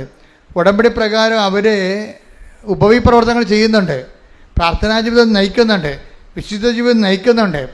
പക്ഷേ അവർക്ക് കഴിവില്ല, കപ്പാസിറ്റി ഇല്ല, മെരിറ്റില്ല. പക്ഷേ ഇപ്പോൾ എന്നാ പറ്റി? പണ്ടേ മെരിറ്റില്ല, ഇപ്പം രോഗിയുമായി. അപ്പോൾ അവർക്ക് എഴുതാനും പറ്റുന്നില്ല. അമ്മയോട് ചോദിക്കും, അമ്മേ എനിക്ക് എഴുതാൻ പറ്റത്തില്ല, അതിനുള്ള ആവതില്ല, പക്ഷേ പൈസ എക്സ്റ്റെൻഡ് ചെയ്യാനും പറ്റത്തില്ല, കാരണം വീട്ടിലില്ല. അപ്പോൾ ഞാൻ എന്ത് ചെയ്യുമെന്ന് പറയും. ഞാൻ എന്ത് ചെയ്യും കേടാ. അപ്പം അതായത് ഇവൾ ഉടമ്പടിയിൽ ഉള്ളത് കൊണ്ടും ഉടമ്പടി അവൾ സത്യമായിട്ട് ഉടമ്പടി പാലിക്കുന്നത് കൊണ്ടും അവൾക്ക് കമ്മ്യൂണിക്കബിളാണ്, ദൈവമായിട്ട് കമ്മ്യൂണിക്കേറ്റ് ചെയ്യാൻ പറ്റുന്നുണ്ട്. ഉടമ്പടിയുടെ ഏറ്റവും വലിയ വിജയമെന്ന് പറയുന്നത് മറ്റ് പ്രാർത്ഥനാ രീതികളിൽ നിന്ന് ഒന്ന് കമ്മ്യൂണിക്കേഷനാണ്, ഡയലോഗാണ്. ദൈവമായിട്ടൊക്കെ സംസാരിക്കാൻ പറ്റും. അപ്പോൾ അമ്മ അവളോട് പറഞ്ഞു, tech the bed of God എന്ന് പറഞ്ഞു. ഞാൻ പറയണ പോലെ പറഞ്ഞു, നീ വേദന എടുത്ത് നോക്കാൻ പറഞ്ഞു. നീ എന്ത് ചെയ്യുക? എൻ്റെ 14,000 രൂപ എക്സ്ട്രാ അടക്കാനില്ല, പരീക്ഷ എഴുതാനുള്ള ആരോഗ്യമില്ല, ബോലക്കേടായിട്ട് കിടക്കുകയാണ്, ശ്വാസം മുട്ടിയിരിക്കുകയാണ്, സംസാരിക്കാൻ പറ്റണില്ല, ശബ്ദം പുറത്തു വരുന്നില്ല, എനിക്കെന്ത് ചെയ്യാൻ പറ്റും? സ്പീക്കിംഗ് ഉണ്ടല്ലോ. അപ്പോൾ ഇവിടെ തൊണ്ടയ്ക്ക് നീര് കെട്ടിയിട്ട് മിണ്ടാൻ പറ്റാത്ത ആൾ എന്ത് സ്പീക്ക് ചെയ്യാനാണ്? അപ്പോൾ അത് നടക്കാത്തത് കൊണ്ടാണ് ഇവൾ എക്സ്റ്റെൻഡ് ചെയ്യാൻ പറയണത്. അപ്പോൾ അമ്മയോട് ചോദിക്കുമ്പോൾ ഞാൻ എന്ത് ചെയ്യണമെന്ന് ചോദിക്കും. അമ്മയോട് ചോദിക്കുമ്പോൾ അമ്മ പറയും വചനമെടുത്ത് നോക്കാൻ പറയും. വചനമെടുത്ത് നോക്കിയപ്പോൾ വചനമെടുത്ത് തുറക്കുകയും ഇവൾക്ക് കിട്ടിയത് ഐസയ 58:11 കിട്ടും. ശ്രുതികട്ടെ, ഹല്ലേലൂയ. യെശയ്യാ 58:11 യെശയ്യാ. കർത്താവ് നിന്നെ നിരന്തരം നയിക്കും. പറഞ്ഞ കർത്താവ് നിന്നെ നിരന്തരം നയിക്കും. അതാണ് സംഭവം. ഇവക്ക് പാടില്ല, കാശില്ല, സംസാരിക്കാൻ പറ്റണില്ല, രോഗമാണ്, കിടപ്പിലാണ്. ഇവളെ പിടിച്ച് നയിക്കേണ്ടി വരും ഇനി. അപ്പം എന്താ അമ്മ പറയണത്? കർത്താവ് നിന്നെ പറഞ്ഞേ, കർത്താവ് നിന്നെ നിരന്തരം നയിക്കും. മരുഭൂമിയിലും നിനക്ക് സമൃദ്ധി നൽകും. മരുഭൂമി എന്ന് പറഞ്ഞാരാ? നോബഡി. തണലില്ല, ഒരു മരം പോലും ഇല്ല. അപ്പോഴങ്ങനെയുള്ള സ്ഥലത്ത് മരുഭൂമി വിജനമായൊരു സ്ഥലമാണ്, ആരും സഹായിക്കുന്നില്ല. അപ്പോൾ മരുഭൂമിയിലും വിജനമായ സ്ഥലത്തും എന്താണ്? നിനക്ക് സമൃദ്ധി നൽകും. അതെ, നിന്റെ അസ്ഥികളെ ബലപ്പെടുത്തും. നനച്ചു വളർത്തിയ പൂന്തോട്ടവും വറ്റാത്ത നീരുറവയും പോലെ ആകും നീ. ഇത് വചനം കേൾക്കുമ്പോഴേ ഈ സിമി ജോണിന് പ്രത്യേകിച്ച് അനോയിന്റഡ് ആവും, പെട്ടെന്ന് അനോയിന്റഡ് ആവും.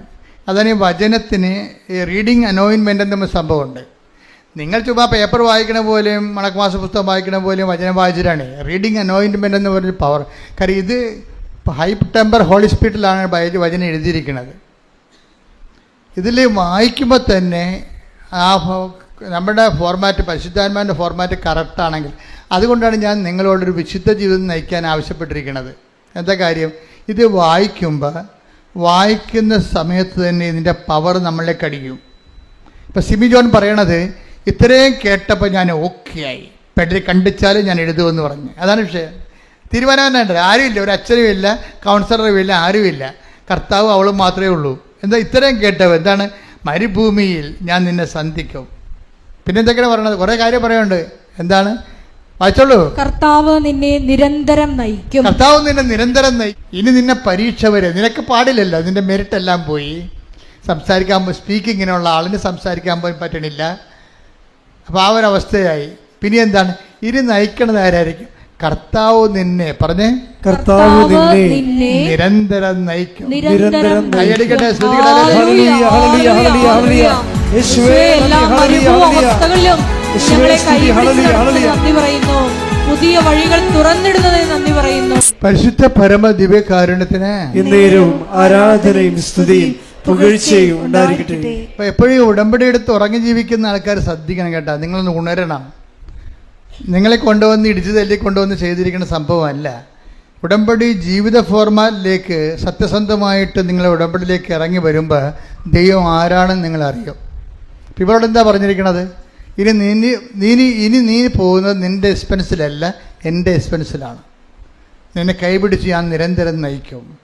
നിന്നെ കൈപിടിച്ച് ഞാൻ നിരന്തരം നയിക്കും എന്ന് വെച്ച് കഴിഞ്ഞാൽ നീ ജയിച്ച് തിരിച്ച് ജോലി കിട്ടുന്നവരെ ഞാൻ നിന്നെ നയിച്ചുകൊണ്ട്. നിരന്തരം എന്ന് പറഞ്ഞിരിക്കണതേ ഭയങ്കരമാണ് ശരിക്കും പറഞ്ഞാൽ.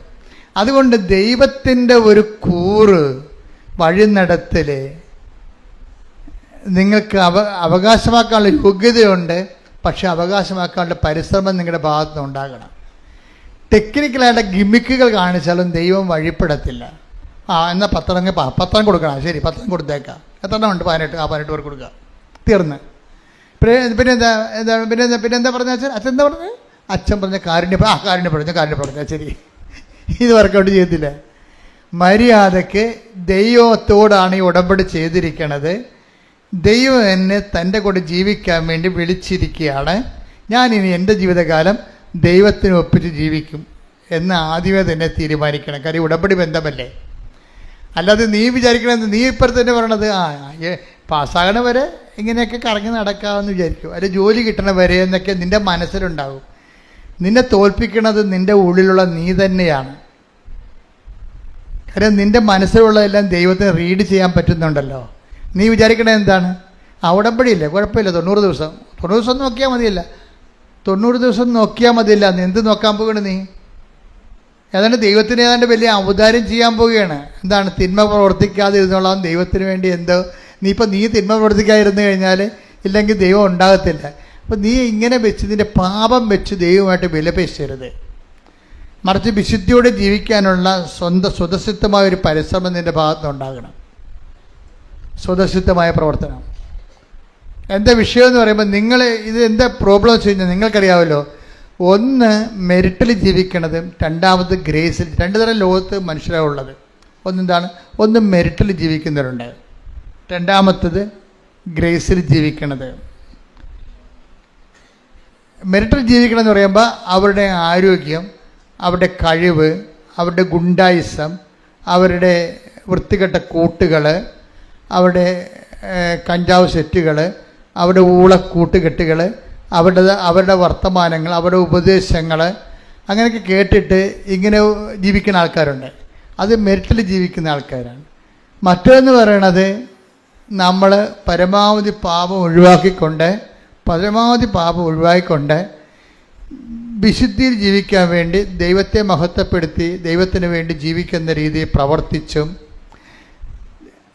ചില ക്ഷമിക്കപ്പെടാണ്ടാത്ത കാര്യമില്ലാത്ത സ്ഥലത്ത് പോലും നമ്മൾ ദൈവത്തിന് വേണ്ടി തോറ്റുകൊടുത്തും അതിൻ്റെ പേരിൽ സമാധാനം ഉണ്ടാക്കിയും നമ്മൾ ദൈവത്തിൻ്റെ മഹത്വത്തിന് വേണ്ടി ജീവിക്കുന്ന വേറൊരു ജീവിതമുണ്ട്. ബൈബിൾ പ്രിഫർ ചെയ്യണത് ആ ഒരു ജീവിതമാണ്. ബൈബിൾ പ്രിഫർ ചെയ്യണത്. ഇപ്പോൾ സിമി ജോൺ എന്താണ്? സിമി ജോണിൻ്റെ മെറിറ്റ് എല്ലാം പോയിരിക്കുകയും ദൈവമായിട്ട് ഇടപെടുമ്പോൾ എപ്പോഴും നമ്മൾ ശ്രദ്ധിക്കണം. ഉടമ്പടി പിടിച്ചു കഴിഞ്ഞാൽ, ഇപ്പം ചില ആൾക്കാർ പറയും മരുന്ന്, ഇപ്പം ചില പരുവിനൊക്കെ നമ്മൾ മരുന്ന് വെച്ച് കഴിഞ്ഞാൽ എന്താ പറ്റണത്? പെട്ടെന്ന് പഴുത്തിട്ടുള്ള പഴുപ്പെല്ലാം ഇളകിപ്പോവും. അപ്പോൾ നമ്മൾ ഡോക്ടറിനോട് പറയും, ഡോക്ടറെ മരുന്ന് കഴിച്ചിട്ട് പഴുക്കണ ചെയ്ത്, പൊറുക്കാൻ വേണ്ടി കഴിച്ചതാണ്, പക്ഷേ പഴുക്കണ ചെയ്തെന്ന് പറയും. ഡോക്ടർ മൈൻഡ് ചെയ്യത്തില്ല. എന്താ കാര്യം? അത് പഴുക്കാനുള്ളതാണ്. പഴുത്ത് കഴിഞ്ഞിട്ട് പഴുപ്പ് പോയിട്ടാണ് പിന്നെ പൊറുക്കണത്. അതുപോലെ ഉടമ്പടിയിൽ ആദ്യം ഉടമ്പടി പിടിച്ച് കഴിഞ്ഞ് ഉടമ്പടി പിടിക്കാൻ പോകുന്നത് നമുക്കറിയാൻ പറ്റും. എന്താണ്? ഉള്ള മെരിറ്റ് കൂടി പോകും.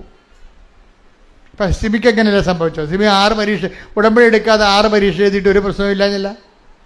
അവൾ എടുത്തു, ഒറ്റന്ന് മാത്രമേ ഉള്ളൂ. പക്ഷെ അവൾക്ക് ശരീരത്തിന് കുഴപ്പമൊന്നുമില്ല, സ്പീക്കിങ്ങിന് കുഴപ്പമൊന്നുമില്ല, മര്യാദയ്ക്ക് സംസാരിച്ചത്. ഇപ്പം എന്നാ പറ്റി? ഉടമ്പടി എടുക്കണ മുമ്പ് തൊണ്ടക്ക് കുഴപ്പമില്ല, ഇപ്പോൾ ഉടമ്പടി എടുത്തപ്പോൾ എന്താ പറ്റി? ഉള്ള തൊണ്ടയും കൂടി പോയി. കണ്ടാ? നമ്മളത് മനസ്സിലാക്കണം. അത് ഇതിനകത്ത് കുറേ കാര്യങ്ങളുണ്ട്. ഇതൊക്കെ പറഞ്ഞു തരാനാണ് ഈ കൗൺസിലിംഗ് ഒക്കെ വെച്ചിരിക്കുന്നത്. ഇതൊക്കെ പറഞ്ഞു തരാൻ വേണ്ടിയാണ് ഈ ആദ്യ ചൊവ്വാഴ്ച ധ്യാനം നിങ്ങൾ കൂടണമെന്ന് പറയേണ്ട കാര്യം ഇതാണ്. അപ്പോൾ ചില സമയത്ത് ഉള്ള മെറിറ്റ് കൂടി പോകും. ഇപ്പം നിങ്ങൾ കുടിയനായ ഭർത്താവിൻ്റെ അല്ലെങ്കിൽ അയാൾ വേറെ സ്ത്രീകളുമായിട്ടൊക്കെ കുറച്ച് ചങ്ങാത്തം ഉള്ളവരാണെങ്കിൽ നിങ്ങൾ ഉടമ്പടി എടുത്ത് കഴിയുമ്പോൾ അത് ചിലപ്പോൾ കൂടിയെന്ന് വരും പെട്ടെന്ന്. അപ്പോൾ നിങ്ങളെന്ത് ചെയ്യും? നിങ്ങൾ ഉടനെ വിറച്ച് തല്ലി പ്രാർത്ഥന നിർത്തി നിലവിളിയും കൂട്ടി ഉള്ള തിരിയും കൂടി ഊതിക്കെടുത്തി നിങ്ങളിങ്ങനെ തേരട്ട പോലെ ചിരണ്ട് കിടക്കും. ഇങ്ങനെയുള്ള അലപരാധികൾ ഉടമ്പടി എടുക്കരുതെന്ന് എൻ്റെ അഭിപ്രായം. കാര്യം ഒന്നാമത് ദൈവത്തിൻ്റെ മുമ്പിൽ വരാനുള്ള യാതൊരു സെൻസ് നിങ്ങൾക്കില്ല. ദൈവദിവസത്തിന് വരുമ്പോൾ ആദ്യം നിൽക്കാൻ പഠിക്കണം. ഒന്ന്, ഈ വിഷയം ചിലപ്പോൾ കുറച്ചുകൂടി മൂർച്ഛിക്കും. എന്താണ്? ഉള്ള മെരിറ്റ് കൂടി പോവും. ഉടമ്പടി വർക്ക് ചെയ്യണം എങ്ങനെയാണ്? നോട്ട് ബൈ മെരിറ്റിലെന്ന് ആദ്യമേ പറയണില്ല ഞാൻ, നിങ്ങളുടെ യോഗ്യത കൊണ്ടല്ലെന്ന് പറയണില്ലേ നിങ്ങളെ. അപ്പം ഞാൻ ഇപ്പോൾ സംശയ രോഗമുള്ള ഹസ്ബൻഡാണ്, അല്ലെങ്കിൽ വേറെ സ്ത്രീകളൊക്കെ ആയിട്ടുള്ള ബന്ധമുള്ള അല്ലെങ്കിൽ കെയർലെസ് ആയിട്ടുള്ള ബിഹേവിയറുള്ള ഭാര്യയാണെങ്കിൽ, ഭർത്താക്കന്മാർ കംപ്ലയിൻറ്റ് ചെയ്യണമെങ്കിലും ചില ഭാര്യ ഇട്ടച്ച് പോയാലും ഞാൻ പറയും, ഇനി ആരെയും വിടണ്ട കേട്ടോ എന്ന് പറയും. ഇനി ആരെയും, ഇപ്പം അവളെ പെണ്ണും പഴമുള്ള വഴക്കിട്ട് പോയിരിക്കുകയാണ്. അപ്പോൾ ഞാൻ എന്തായാലും പറയണത്, ഇനി ആരെയും മധ്യസ്ഥത്തിന് വിടണ്ടെന്ന് പറയും. എന്താ കാര്യം? നോട്ട് ബൈ മെറിറ്റിലല്ല ഉടമ്പടി വർക്ക് ചെയ്യണത്. ഉടമ്പടി ഉപദേശം ഉണ്ടല്ലോ. അവരെന്താ പറയണത്? ഇനി ആരെയും മധ്യസ്ഥന് വിടണ്ട. കാര്യം എൻ്റെ അനുഭവത്തിലുണ്ട്, മധ്യസ്ഥൻ പറഞ്ഞത് ഭാര്യയും ഭർത്താവും കൂടി പിരിഞ്ഞ് അവസാനം ഭർത്താവിൻ്റെ കൂട്ടുകാരൻ ഇവരുടെ അടുത്ത് മധ്യസ്ഥനായിട്ട് പോവുകയാണ്. മധ്യസ്ഥനായിട്ട് അപ്പം ഞാൻ ഭർത്താവ് വന്ന് എൻ്റെ അടുത്ത് കംപ്ലയിൻറ്റ് പറഞ്ഞപ്പോൾ ഞാൻ പറഞ്ഞ് സ്റ്റാറ്റസ് എന്താണെന്ന് ചോദിച്ചു. ഞാൻ പറഞ്ഞ്, അയാൾ പറഞ്ഞ് എൻ്റെ കൂട്ടുകാരനോട് ചെന്ന് അവളെ വിളിക്കാൻ വേണ്ടി പറഞ്ഞിട്ടുണ്ട്, ഞങ്ങൾ തമ്മിലുള്ള പ്രശ്നം ഒന്ന് പറഞ്ഞു തീർക്കാൻ വേണ്ടി പറഞ്ഞിട്ടുണ്ട്. അപ്പോൾ ഞാൻ അയാളോട് ചോദിച്ച്, അവൻ്റെ പേര് തോമസ് എന്നല്ലേ?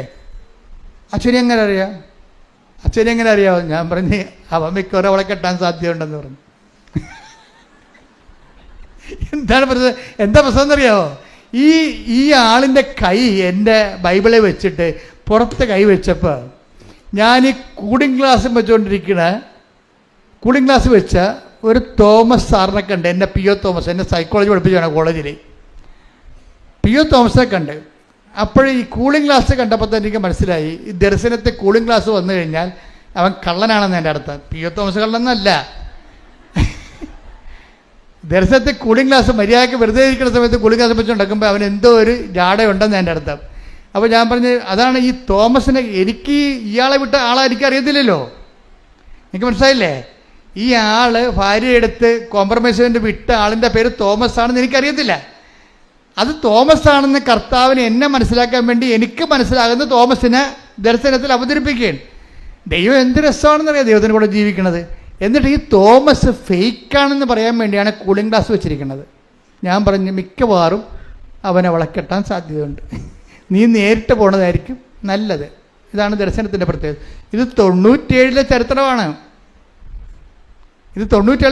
ഞാൻ ആളെ പറഞ്ഞു കഴിഞ്ഞാൽ ശരിയാകത്തില്ല, നിനക്കറിയാമല്ലോ, അതെൻ്റെ ഒരു സീക്രട്ട് അല്ലേ. അപ്പോൾ എന്താ പ്രശ്നമെന്ന് വെച്ച് കഴിഞ്ഞാൽ, ഇതുപോലെ എല്ലാ വിഷയങ്ങൾക്കും ദൈവികമായ ഇടപെടലുകളുണ്ട്. പക്ഷെ അതേസമയം തന്നെ ഞാൻ ഇവരോട് പറയും, ഇത് ഉടമ്പടി ഫോർമാറ്റ് വരുമ്പോൾ ഇത് നോട്ട് ബൈ മെറിറ്റിലാണ് വർക്ക് ചെയ്യണത്. അഥവാ നമ്മളുടെ മധ്യസ്ഥനെ വെക്കണമെന്നുണ്ടെങ്കിൽ അത് കർത്താവിൻ്റെ വിശുദ്ധിയുള്ള ആളും പരിശുദ്ധാത്മാവ് തന്നെ പ്രവർത്തിക്കുമെന്ന് നമുക്ക് ഉറപ്പുള്ള ആളായിരിക്കണം. കാര്യം എന്താണ്? ഈ മധ്യസ്ഥന് 3 ആത്മാവ് പ്രവർത്തിക്കാമല്ലോ, ദൈവാത്മാവ്, ദുഷ്ടാത്മാവ്, ലോകാത്മാവ്. ആളെ തിരഞ്ഞെടുക്കുക നിങ്ങളുടെ അങ്കിളാണെന്നൊരു കാര്യമില്ലേ. ഭയങ്കര കോഴിയായിരിക്കും പറ്റുന്ന പാർട്ടി. ഇയാളാണ് ചെല്ലണമെന്നുണ്ടെങ്കിൽ പണി കിട്ടുന്ന നമുക്ക്. അപ്പോൾ ബന്ധം സ്വന്തം അല്ല പ്രശ്നം. വിശുദ്ധിയോടെ ജീവിക്കുന്ന ഒരാളായിരിക്കണം മധ്യസ്ഥനായിട്ട് വരേണ്ടത് എപ്പോഴും. അല്ലെങ്കിൽ എന്താ പറ്റണമെന്ന് വെച്ച് കഴിഞ്ഞാൽ മനുഷ്യരൂപി പ്രവർത്തിക്കും, ലോകാരൂപി പ്രവർത്തിക്കും, ദൈവാരൂപി പ്രവർത്തിക്കത്തില്ല, മാറി നിൽക്കും. ഇത് ഭയങ്കര സീരിയസ് ആയിട്ട് എടുക്കേണ്ട വിഷയമാണ്. അപ്പം അതുകൊണ്ട് തന്നെ അതുപോലെ തന്നെയാണ് ഈ മധ്യസ്ഥമായ ഈ വിഷയം വരുമ്പോഴേ ഒന്ന് ശ്രദ്ധിക്കട്ടെ മക്കളെ. യേശു സ്വസ്ഥം. ഹല്ലേലൂയ.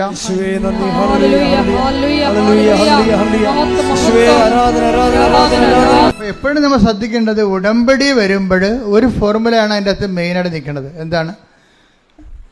ഇപ്പോൾ ലൈറ്റ് വെയിറ്റിംഗ് ഉണ്ട്, ഭാരചുരുക്കം, വിഷയം ഭാരചുരുക്കം ഉണ്ടാവും. അതുപോലെ തന്നെ പ്രസൻസ് ഫീൽ ചെയ്യും, സാന്നിധ്യം ഉണ്ടാവും. അതിന് ടൈം ഷോർട്ടറിങ് സംഭവിക്കും, സമയച്ചുരുക്കം ഉണ്ടാകും. പക്ഷേ ഇതിൻ്റെ മെയിനുള്ള സംഭവം എന്താണ്? നോട്ട് ബൈ മെറിറ്റാണ്. എന്ന് വെച്ച് കഴിഞ്ഞാൽ ബട്ട് ബൈ ഗ്രേസ്. നിൻ്റെ കഴിവല്ല, ദൈവത്തിൻ്റെ കൃപയെന്നുള്ളത്. അതുകൊണ്ട് നമ്മളെന്താ ചെയ്യണം? ഉടമ്പടിയുടെ ട്രീറ്റ്മെൻറ്റ് എന്താ? കഴിവ് കുറച്ചിട്ട് കൃപ വർദ്ധിപ്പിക്കാൻ വേണ്ടി നമ്മൾ പുതിയ ടോണിക്ക് കളിച്ചുകൊണ്ടിരിക്കും. പിടിയിട്ടില്ലേ? ഇവിടെ ചെയ്യണതാണ് കഴിവ് കുറക്കും. എന്ന് വെച്ച് കഴിഞ്ഞാൽ വീട്ടുകാർ, സ്വന്തപ്പെട്ടവർ, സഹോദരങ്ങൾ, ഇങ്ങനെ കുറേ ആൾക്കാർ നമ്മുടെ കഴിവില്ലേ അത് കുറച്ചിട്ട് ദൈവത്തിൻ്റെ കഴിവ് പ്രവർത്തിക്കാൻ പറ്റുന്ന രീതിയിൽ റീഫോർമാറ്റ് ചെയ്യണതാണ് ഉടമ്പടി കൗൺസിലിങ്. അപ്പം അതൊക്കെ ചിലപ്പോൾ സെക്കൻഡ് കൊണ്ട് തീരും പരിപാടി. ആൾക്കാരെ വരുമ്പോൾ ജസ്റ്റ് പറഞ്ഞ് കാര്യങ്ങൾ കേൾക്കുമ്പോൾ തന്നെ വിവേചനമൊക്കെ ആവും. അപ്പം തന്നെ ചിലപ്പോൾ റെഡിമെയ്ഡ് ആൻസർ പറയും, ചാപ്റ്റർ ക്ലോസ് ചെയ്യും. കാര്യം എന്തുമാത്രം ആൾക്കാർ ഉടമ്പടി എടുക്കണത്. അല്ല മണിക്കൂർ, 2 മണിക്കൂർ, 3 മണിക്കൂർ ഇരിക്കുന്ന രീതിയല്ല ഇത്. അതൊക്കെ സെക്കൻഡുകൾക്കുള്ളിൽ കാര്യങ്ങളെല്ലാം മാറും ചിലപ്പോൾ. പക്ഷേ എപ്പോഴും നമ്മൾ ശ്രദ്ധിക്കേണ്ട പൊതു ഫോർമാറ്റ് എന്താണ്? നോട്ട് ബൈ മെറിറ്റ് എന്ന് പറഞ്ഞു കഴിഞ്ഞാൽ നമ്മുടെ മെറിറ്റിനെ കുറിച്ചല്ല ചിന്തിക്കേണ്ടത്. പിന്നെ എന്താണ്? ദൈവത്തിൻ്റെ ഗ്രേസിനെ കുറിച്ചാണ്. ഇത് ആഡ് ചെയ്യാൻ വേണ്ടി പുതിയ വിഷയങ്ങൾ നമ്മൾ ദൈവത്തിൻ്റെ മുമ്പിൽ കൃപയുണ്ടാകാം. ചിലപ്പോൾ ചിലർക്ക് ക്ഷമിച്ചു കൊടുക്കും, ചിലർ സമാധാനത്തിലേക്ക് കൊണ്ടുവരും. സമാധാനം സ്ഥാപിക്കുന്നവർ ഭാഗ്യവാന്മാർ, അവരെ ദൈവപുത്രർ എന്ന് വിളിക്കപ്പെടും. ഇല്ലേ? കുടുംബത്തിൽ എപ്പോഴും ഉണ്ടാകേണ്ട വിഷയം എന്താണ്? സമാധാനം സ്ഥാപിക്കുകയാണ്. പക്ഷേ കുടുംബത്തിൽ വരണ എപ്പോഴും നടക്കുന്ന വിഷയം എന്താണെന്ന് അറിയാമോ? കുടുംബത്തിൽ ഇപ്പോൾ 5 പേരുള്ള വീടാണെങ്കിൽ തന്നെ മിക്കവാറും അതിനകത്ത് ഗ്രൂപ്പ് ഉണ്ടാകും. അമ്മയും മക്കളും, ഒരു മകളും ഒരു ഗ്രൂപ്പ്, അപ്പനും മകനും അമ്മയും തമ്മിലൊരു ഗ്രൂപ്പും, ഇളയ മകളും ഗ്രൂപ്പ്, അപ്പനും മൂത്ത മകളും അതിൻ്റെ നടുവത്ത ഒരു ഗ്രൂപ്പ്, അമ്മാമ്മ ഈ കൂട്ടത്തിൽ കൂടും. ഇങ്ങനെ ഗ്രൂപ്പിസം ഉണ്ടാവും. അപ്പോൾ ഈ ഗ്രൂപ്പിൻ്റെ ഇക്വിലിബ്രിയം, അതിൻ്റെ ഒരു ബാലൻസ് ഉണ്ടല്ലോ. ഈ ബാലൻസ് സൂക്ഷിക്കാൻ വേണ്ടി നിങ്ങൾ പലപ്പോഴും നിങ്ങളുടെ ഗ്രൂപ്പിൽ പെട്ടിരിക്കുന്ന അപ്പനോ അമ്മയോ പറയുന്ന, മകളോ പറയുന്ന കാര്യം തെറ്റാണെങ്കിലും നിങ്ങൾ ചാരിക്കൊടുക്കും. എന്താ കാര്യം? നമ്മുടെ ഗ്രൂപ്പിലുള്ള ആളല്ലേ, ഗ്രൂപ്പ് ഇരുന്ന് ചാടി അപ്പുറത്ത് പോകരുത് എന്ന് വിചാരിച്ചുകൊണ്ട് അപ്പം നമ്മൾ എന്ത് ചെയ്യും? സമാധാനം സ്ഥാപിക്കാൻ വേണ്ടി ലോകാരൂപിനെയാണ് എടുക്കുന്നത് അല്ലേ? അപ്പം ദൈവത്തെ നമ്മൾ പുറത്താക്കും. ഈ ദൈവത്തെ പുറത്താക്കിക്കൊണ്ടാണ് നിങ്ങൾ കുടുംബത്തിലെ സമവാക്യം സൂക്ഷിക്കണമെന്നുണ്ടെങ്കിൽ നിങ്ങൾക്ക് ഉടമ്പടി വർക്കൗട്ട് ചെയ്യത്തില്ല. എപ്പോഴും സൂക്ഷിക്കണം. ആരൊക്കെ ഓരോരുത്തരെങ്കിലും ചാരുമ്പോഴേ അവർ കാണിക്കുന്ന പോക്കരുത്തരത്തിന് നിങ്ങൾ ഹല്ലേലൂയ പറയുന്നില്ലേ? അതോടുകൂടി നിൻ്റെ കാര്യത്തിൽ തീരുമാനമാകും. വളരെ സൂക്ഷിച്ച് കൈകാര്യം ചെയ്യണം. എന്താണ്? ഞാൻ കർത്താവുമായിട്ട് ഉടമ്പടി ചെയ്തിരിക്കുന്നു എന്നുള്ള ബോധ്യം ഉണ്ടാകണം. അതാണ്. അതുകൊണ്ട് തന്നെ എന്ത് നിലപാടെടുത്താലും നമുക്ക് വേണ്ടി നാളെ ഇന്നലെ കാലങ്ങളിൽ ഒത്തിരിയേറെ കാര്യങ്ങൾ ചെയ്തതായിട്ടുള്ളതാണ്. നീ ഇപ്പം വിശുദ്ധിയോ, നീ പുണ്യാളത്തിയാ, എന്നാൽ പള്ളിയിൽ പോയി ഇടവകൊക്കെ കയറി ആ രൂപക്കുണ്ടിനകത്ത് കയറി ഇരുന്നോ എന്ന് പറയും. നിനക്ക് ആവശ്യമില്ലെന്ന് പറയും. നമ്മളെ ഒഴിവാക്കി കളയും. വീട്ടിൽ നമ്മളെക്കൊണ്ട് വലിയ പ്രയോജനമൊന്നും ഇല്ലെന്ന് നമ്മുടെ ഗ്രൂപ്പിന് തോന്നിയാൽ അവർ ന്യൂട്രലായിട്ട് ഒഴിവാക്കി കളയും. സ്ഥലത്ത് കിട്ടുന്ന സ്ഥലത്ത് എല്ലാം വെച്ച് പാര വെക്കുകയും ചെയ്യും. നമ്മളെ വേണേ ചോറ് വരെ എടുത്ത് കഴിച്ചോളെ അവർ നമ്മൾ താമസിച്ച. അയ്യോ ഞാനോർത്ത് നീ അവിടുന്ന് കഴിക്കുമെന്ന് ഓർത്തു എന്ന് വിചാരിക്കും. പോരെ? അപ്പം നമുക്ക് നീരസം, അരിശം ഉണ്ടാകണം. പക്ഷേ എന്താ ചെയ്യേണ്ടത്? നിങ്ങളെ ദ്രോഹിക്കുന്നവരെ ആശീർവദിക്കുക മാത്രമേ ചെയ്യാവൂ. ഇപ്പം അതൊക്കെ കർത്താവിൻ്റെ വചനം പറഞ്ഞാലേ നമുക്ക് അങ്ങനെ ജീവിക്കാൻ പറ്റത്തുള്ളൂ. അല്ലെങ്കിൽ അപ്പോൾ നിൻ്റെ ചോറെടുത്ത് അവർ കഴിച്ച് ന്യൂട്രൽ കഴിച്ചാൽ നിന്നെ പട്ടിണിക്കിടാൻ തന്നെ കരുതി കുട്ടിച്ചിട്ട പരിപാടിയാണത്. നിനക്ക് തിരിച്ചു വെച്ചിരിക്കുന്ന പാരയാണ്. അപ്പം നീ എന്താ വിചാരിക്കണം? അപ്പം നീ പറയും സാരമില്ല, ഏത് പട്ടിക്കൊരു ദിവസം ഉണ്ടല്ലോ, നിനക്കിട്ട് ഞാൻ പഴി വെച്ചിട്ടുണ്ടെന്നാണ് പറയണത്. എന്നാ ഇത് പറഞ്ഞാൽ ഉടമ്പടി നിലനിൽക്കത്തില്ല. കാര്യം സ്പിരിറ്റ് വേറെയാണ്. ഉപയോഗിക്കുന്ന സ്പിരിറ്റ് എന്താണ്? ലോകാരൂപിയാണ്. ഈ ലോകാരൂപിയിൽ ഒത്തിരിയേറെ കാര്യങ്ങൾ ഉപയോഗിക്കാൻ പറ്റിയ സാഹചര്യങ്ങൾ ഉടമ്പടിക്കാലത്ത് പുതിയ പുതിയ കാര്യങ്ങളുണ്ടാകും. ഇതിനോടാണ് ഈ മൗനം പാലിക്കണമെന്ന് പറഞ്ഞത്. മനസ്സിലായില്ലേ? ഇതിനോട് മൗനം പാലിക്കണം. എന്താണ്? അമ്മ ഹൃദയത്തിൽ സംസാരിച്ചു പോയാൽ നമുക്ക് ഈ വിഷയത്തെ സംസാരിച്ചാൽ മാനുഷികമായി പോകും. മാനുഷികമായാൽ അത് മിക്കവാറും ദൈവത്തിൻ്റെ അരുവിക്ക് എതിരാകും. അതുകൊണ്ട് നമ്മളെന്ത് ചെയ്യും? മിണ്ടത്തില്ലെന്ന് പറഞ്ഞ് ഹൃദയത്തിൽ സംഗ്രഹിച്ച് പോരാക്കരുതത്. ഹൃദയത്തിൽ രണ്ടുപേര് തരത്തിൽ സംഗ്രഹിക്കാം. ദൈവഹിതം നിറവേറട്ടെ, ദൈവത്തിൻ്റെ മഹത്വം ഉണ്ടാകട്ടെ എന്നാണ് മാതാവ് സംഗ്രഹിച്ചത്. നിങ്ങൾ വിചാരിക്കണത് എന്താണ്? ഏത് പട്ടിക്ക് ഒരു ദിവസം എൻ്റെ പുളിച്ചയും പൂക്കും എന്നും പറഞ്ഞ് ഹൃദയത്തിൽ സംഗ്രഹിക്കാം. പിടിയിട്ടില്ലേ? എന്താ എനിക്കൊരവസരം കിട്ടും വട്ടം ചവിട്ടാൻ, അതും കടന്ന് മോങ്ങരുതെന്ന് പറയും നമുക്കൊരു സമാധാനം, കിടന്നുറങ്ങുകയും ചെയ്യും. അപ്പോൾ ഇതെല്ലാം നമ്മൾ ഉടമ്പടി നോക്കേണ്ട കാര്യങ്ങളാണ്. എന്ന് വെച്ചാൽ ദൈവം ആഗ്രഹിക്കുന്നത് നിന്നെ ദൈവ പൈതലായിട്ട് കൺവേർട്ട് ചെയ്യാനാണ്. നീ ആഗ്രഹിക്കേണ്ടത് ലോകത്തിലെ ഏറ്റവും മോശം, നിങ്ങൾ പറയും അത് ഇവിടെയൊക്കെ ജീവിക്കണമെങ്കിൽ പല്ലും നഖവും വേണം അച്ഛാന്ന് പറയും. അച്ഛനൊക്കെ പറയും അത് തറയിലേ പറയാൻ പറ്റത്തുള്ളൂ. പക്ഷേ ഞങ്ങളുടെ വീട്ടിൽ ജീവിക്കണമെങ്കിൽ പല്ലും നഖവും വേണമെന്ന് പറയും. പല്ലും നഖവും വെച്ചാലും കണ്ടവൻ കുറച്ച് കഴിയുമ്പോൾ ഊരിക്കൊണ്ട് പോകുന്നത്. പിന്നെ നീ മോങ്ങി തന്നെ കർത്താവിൻ്റെ അടുത്ത് തന്നെ വരേണ്ടി വരും. അഭ്യാസം കാണിക്കരുത്. മറിച്ച് കർത്താവിനെ കൊണ്ട്, ഇപ്പോൾ ഈ സിമി ജോണിൻ്റെ ചരിത്രം കണ്ടില്ലേ? സിമി ജോൺ എന്താ പറയണത്? സിമി ജോൺ പറയണ ഇതാണ്, എന്നോട് എന്താണ് പറഞ്ഞത്? കർത്താവ് നിന്നെ നിരന്തരം നയിക്കും. പിന്നെന്താ പറയണത്? മരുഭൂമിയിൽ നിനക്ക് സമൃദ്ധി നടക്കും. എന്നിട്ട് സിമി ജോൺ പറയുന്നു, ഞാൻ ഇവിടെ നിൽക്കരുത് ഇവളിത് പറയുമ്പോഴേ, അവളത് പറഞ്ഞപ്പോഴേ എനിക്ക് കറണ്ട് അടിച്ചു. ഞാൻ സിസ്റ്ററിനോട് പറഞ്ഞു, സിസ്റ്ററെ ആ സാക്ഷ്യം നോട്ട് ചെയ്തേക്കാൻ പറഞ്ഞു.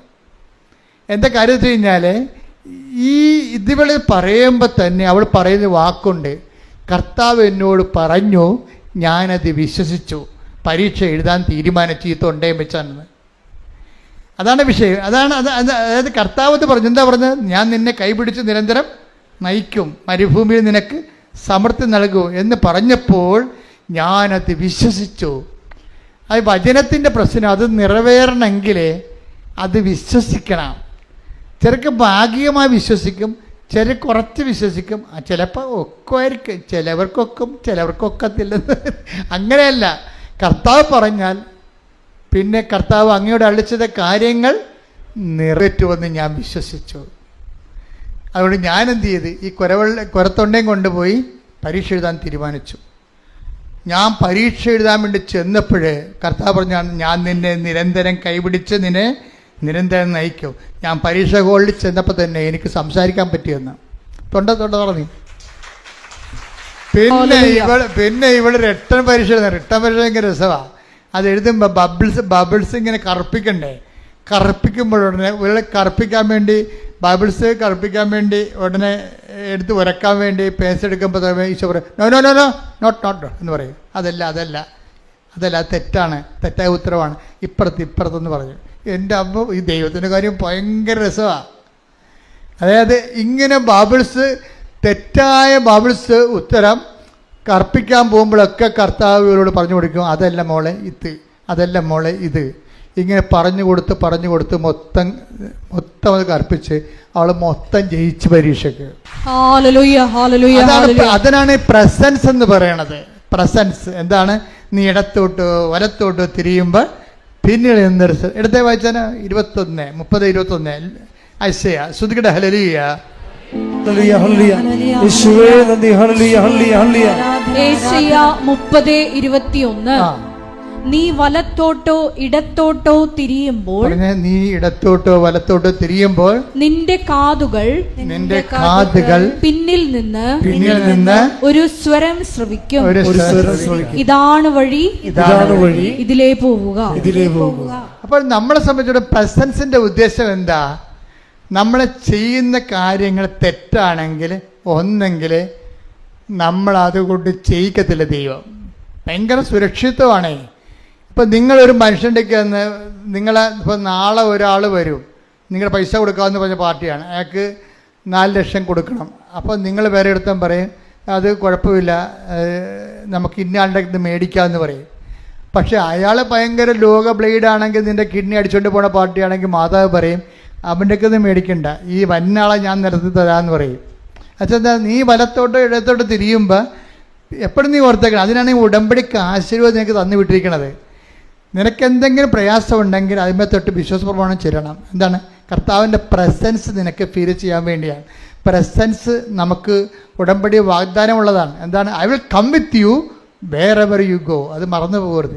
ഈ നോട്ട് ബൈ മെറിറ്റ് പോലൊരു സംഭവമാണത്. എന്താണ്? നീ എവിടെ പോയാലും, വാഗ്ദാനമാണേ, നീ എവിടെ പോയാലും ഞാൻ നിൻ്റെ കൂടെ ഉണ്ടാകും. അതുകൊണ്ടാണ് ഈ പരീക്ഷയ്ക്ക് ഒരിക്കലും പിള്ളേർക്ക് ഇത് കൊടുത്തു വിടരുതെന്ന് പറയണത്. ഉടമ്പടി കാശുരൂപം കൈമാറ്റം ചെയ്യാൻ പാടില്ല. ചില ഒരു ബോധവും ഇല്ലാത്ത ആൾക്കാർ വന്ന് ഉടമ്പടി എടുത്തിട്ടുണ്ട്. അതിനെ കാരണം വെച്ച് കഴിഞ്ഞാൽ ഒരു ബോധമില്ല. അവർ ചില ധ്യാനകേന്ദ്രങ്ങളിൽ, ഒരു ധ്യാനകേന്ദ്രം കേരളത്തിൽ അത്ര പ്രാധാന്യമുള്ള ധ്യാനകേന്ദ്രമല്ല, പക്ഷെ അവിടെ ഉള്ള ഒരു ശുശ്രൂഷകൻ്റെ പരിപാടി ഉടമ്പടിയോട് കലിയാപുളിക്ക്. അതുകൊണ്ട് ഇവർ ട്രാപ്പ് ചെയ്ത് ഇവനെ ഉടമ്പടി അവർ ധ്യാനം കുടിച്ചിട്ട് ഇവരുടെ കയ്യിലുള്ള ഈ ഉടമ്പടി കാശുകൾ അടിച്ചു മാറ്റും. എന്നിട്ട് ഈ ബോധമില്ലാത്തത് കൊണ്ട് അവർക്ക് കൊടുത്തിട്ട് വീട്ടിൽ പോകും. നിങ്ങൾക്കറിയാമല്ലോ, നിങ്ങളുടെ ഉടമ്പടി കാശുരും കൈമാറും. അത്രയും നിങ്ങൾക്ക് ഉടമ്പടിയുമായിട്ട് ബന്ധമുള്ളെന്ന് ഉടമ്പടി എടുക്കാൻ വരുമ്പോൾ തന്നെ ദൈവത്തിനറിയാം. അതുകൊണ്ട് തന്നെ ആ വ്യക്തികൾ കൂടെ ദൈവം ഉണ്ടാകത്തില്ല ഒരിക്കലും. എന്താ കാര്യം? നിങ്ങൾക്ക് ആ പ്രസൻസിനെ കുറിച്ച് അറിയത്തില്ല. അതുകൊണ്ടാണ് വല്ല കണ്ടാമൃഗങ്ങൾ ചോദിക്കുമ്പോൾ അപ്പം തന്നെ അഴിച്ചു കൊടുക്കണതിൻ്റെ കാര്യമാണ്. അപ്പോൾ എപ്പോഴും നമ്മൾ ശ്രദ്ധിച്ചേക്കണം. ഇത് നമ്മുടെ കിടക്കയിലും ചിലർക്ക് പറയണേ, പറയും ഞാൻ മരിക്കുമ്പോൾ എൻ്റെ പെട്ടിയിൽ ഇപ്പോൾ കാശുരൂപ ഉണ്ടാകുമെന്ന് പറയും. അതാണ് ഉടമ്പടി എന്ന് പറയുന്നത്. അവർക്കറിയാം എന്താണ് ഉടമ്പടി കാശുരൂപം എന്ന് അവർക്കറിയാം. ഞാൻ മരിക്കുമ്പോൾ എൻ്റെ കൂടെ അമ്മയുടെ ഈ സാന്നിധ്യം, ഞാൻ അമ്മയുടെ ഉടമ്പടി ചെയ്ത് ജീവിച്ചിട്ടാണ് മരിക്കണത്. അതൊക്കെ കേൾക്കാൻ തന്നെ എന്തൊരു അഭിഷേകമാണ് ശരിക്കും.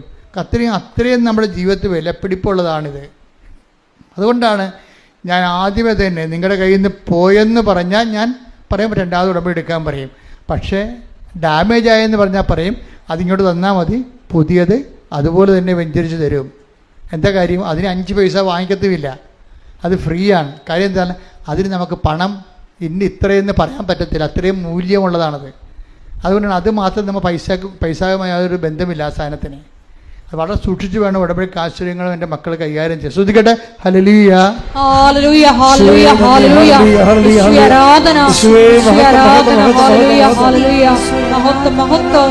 പരമദൈവകാരുണ്യത്തിന് ആരാധനയും സ്തുതിയും പുകഴ്ചയും ഉണ്ടായിരിക്കട്ടെ. ഈ ഉടമ്പടി കാശുരൂപം പോലെ തന്നെ ശക്തമായൊരു പ്രതീകമാണ് മെനോറ വിളക്ക്.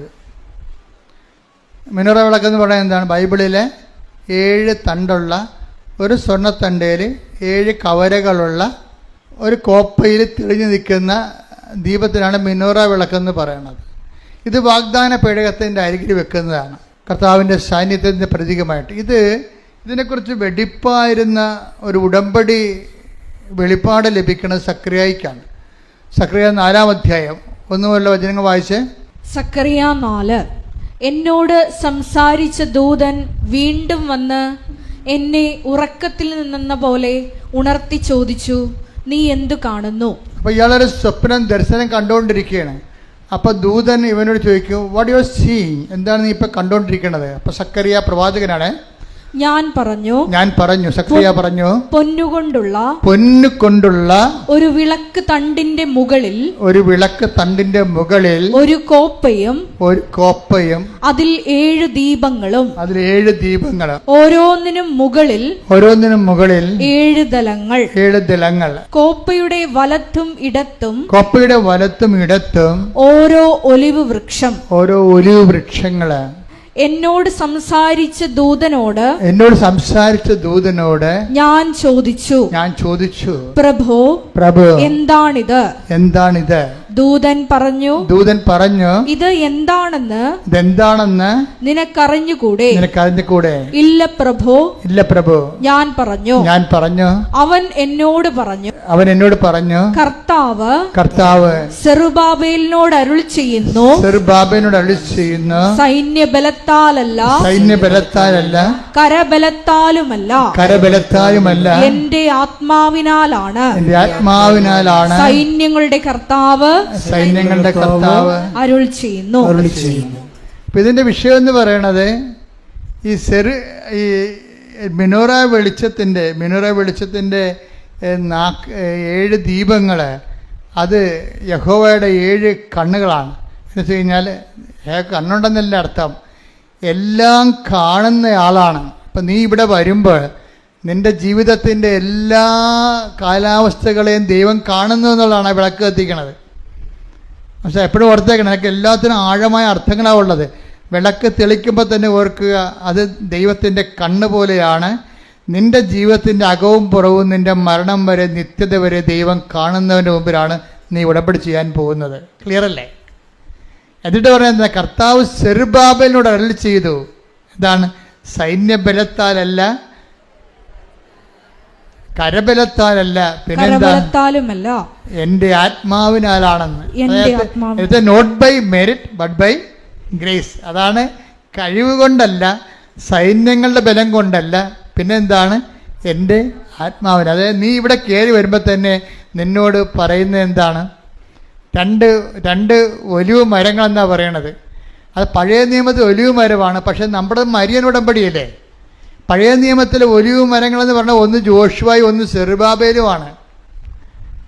ഇപ്പം ഈ മെനോറ ലൈറ്റിൻ്റെ അപ്പുറത്തും ഇപ്പുറത്തും 2 ഒലിവ് മരങ്ങൾ നിൽക്കണില്ലേ? അത് പഴയ നിയമത്തിൽ ആ ഒലിവ് മരങ്ങളെ കാണിച്ചിരിക്കുന്നത് ഒന്ന് ജോഷുവയാണ്.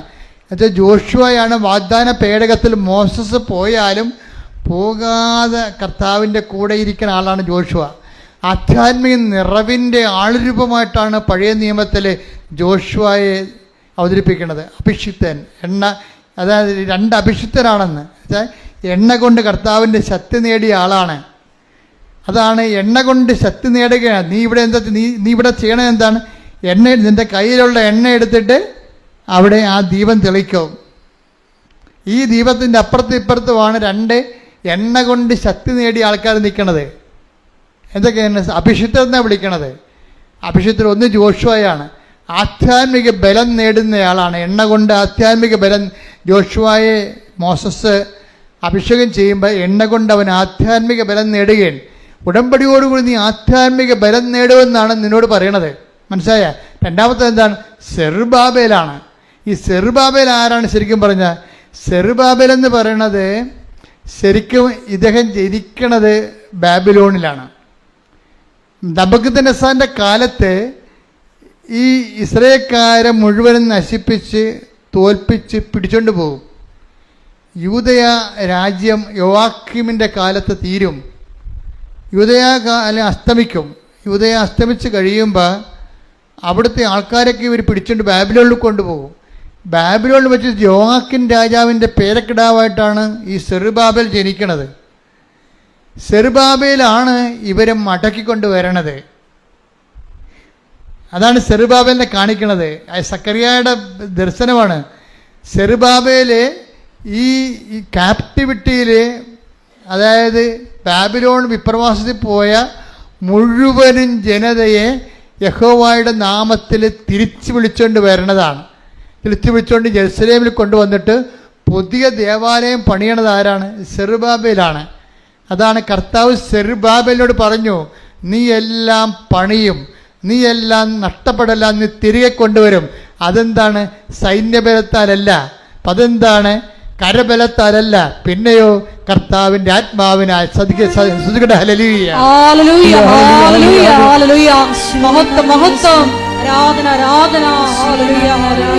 പരമദിവ്യകാരണത്തിന് ആരാധനയും സ്തുതിയും പുകഴ്ചയും ഉണ്ടായിരിക്കട്ടെ. അപ്പൊ ഈ പഴയ നിയമത്തിന്റെ പുതിയ അപ്ഡേഷൻസ് ആയിട്ടുള്ള മരിയൻ ഉടമ്പടി വരുമ്പോൾ ഈ ഒലിവ് മരങ്ങൾ മാറും. എന്താണ്? ജോഷുവയ്ക്ക് പകരമാണ് അമ്മ വരണത്, സെറുബാബേലിന് പകരമാണ് ഈശോ വരണത്. അതാണ് നിങ്ങളുടെ എല്ലാ വിഷയങ്ങളും ഞാൻ ആദ്യം കൊണ്ടുപോയി അമ്മയെടുത്ത് കൊടുത്തിട്ട് പിന്നെ ഈശോ എടുത്ത് കൊടുക്കും. എന്താ പറയണത്? ഇനി മുന്നോട്ട് പോയിക്കൊള്ളൂ.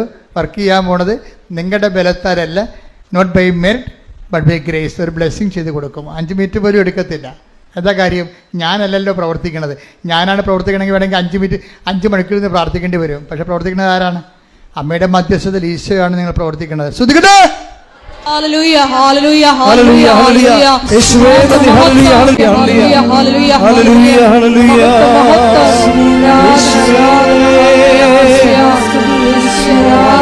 ഹല്ലേലൂയ ഹല്ലേലൂയ ഹല്ലേലൂയ ഹല്ലേലൂയ യേശുവേ ആരാധന ആരാധന യേശുവേ നന്ദി. മഹത്വം മഹത്വം ഹല്ലേലൂയ ഹല്ലേലൂയ ഹല്ലേലൂയ യേശുവേ നന്ദി.